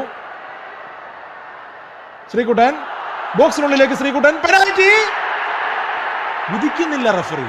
ഞെട്ടിച്ച് കളയുകയാണ് ആ തീരുമാനം. കാരണം ശ്രീകുട്ടൻ അവിടെ ഫാർദിനെ മറികടന്നു. ശ്രീകുട്ടൻ തന്നെ പന്ത് വീണ്ടെടുക്കുന്നു. പക്ഷേ സെക്കൻഡ് ബോളിൽ ഒരു ക്ലിയറൻസ് വരുന്നുണ്ട്. എന്തുകൊണ്ടാണ് റഫറി തേജസ് നാഗുവേങ്കർ അവിടെ പെനാൽറ്റി കൊടുക്കാത്തത് എന്ന് മനസ്സിലാവുന്നില്ല. എന്തുകൊണ്ടാണ്? ലീഡ് കൊണ്ടാണോ അല്ല ആഡ് ഓൺ ടൈമിലായതുകൊണ്ടാണോ? പക്ഷെ അതൊന്നും അതിനൊരു കാരണമല്ല. പെനാൽറ്റി ആണെങ്കിൽ അത് പെനാൽറ്റി വിധിച്ചിരിക്കണം. ശ്രീകുട്ടനെ എന്തായാലും ആ ഒരു പെനാൽറ്റി ആണെന്നാണ് ആദ്യ നോട്ടത്തിൽ തോന്നിപ്പോകുന്നത്. റീപ്ലേ വന്നാൽ ഒന്നുകൂടി വ്യക്തമായി പറയാൻ സാധിക്കും. ശ്രീകുട്ടനെ അല്പം നിർഭാഗ്യമുണ്ട്. 2ാമത്തെ ഗോൾ നേടാനുള്ള ഒരു അവസരമായിരുന്നു. തീർച്ചയായും നിർഭാഗ്യമാണ് അത് എന്ന് തന്നെ പറയാം. അതാണ് ഒറ്റ നോട്ടത്തിൽ മനസ്സിലായതും. അതുകൊണ്ടാണ് റഫറി അത്ര രൂക്ഷമായി നമ്മൾ വിമർശിച്ചത്. തേജസ് നാഗുവേങ്കറിന്റെ ഫുൾ ടൈം വിസിൽ വരുന്നു. കൊച്ചിയിലെത്തിയ കേരള ബ്ലാസ്റ്റേഴ്സിന്റെ ആരാധകർക്ക് മറ്റൊരു വിജയം കൂടി സമ്മാനിക്കുകയാണ് ആഷ്ലി ബെസ്വുഡിന്റെ ഈ പടയാളികൾ. ചക് ദേ ബ്ലാസ്റ്റേഴ്സ്. ഒരിക്കൽ കൂടി പറയുകയാണ്, ചക് ദേ ബ്ലാസ്റ്റേഴ്സ്. 3-1 അത്യുജ്വല വിജയവുമായി മഞ്ഞ പുതപ്പിക്കുകയാണ് കൊച്ചിയെ കേരള ബ്ലാസ്റ്റേഴ്സ്. ഒരിക്കൽ കൂടി മടങ്ങി വരാം ഒരു ഇടവേളയ്ക്ക് ശേഷം.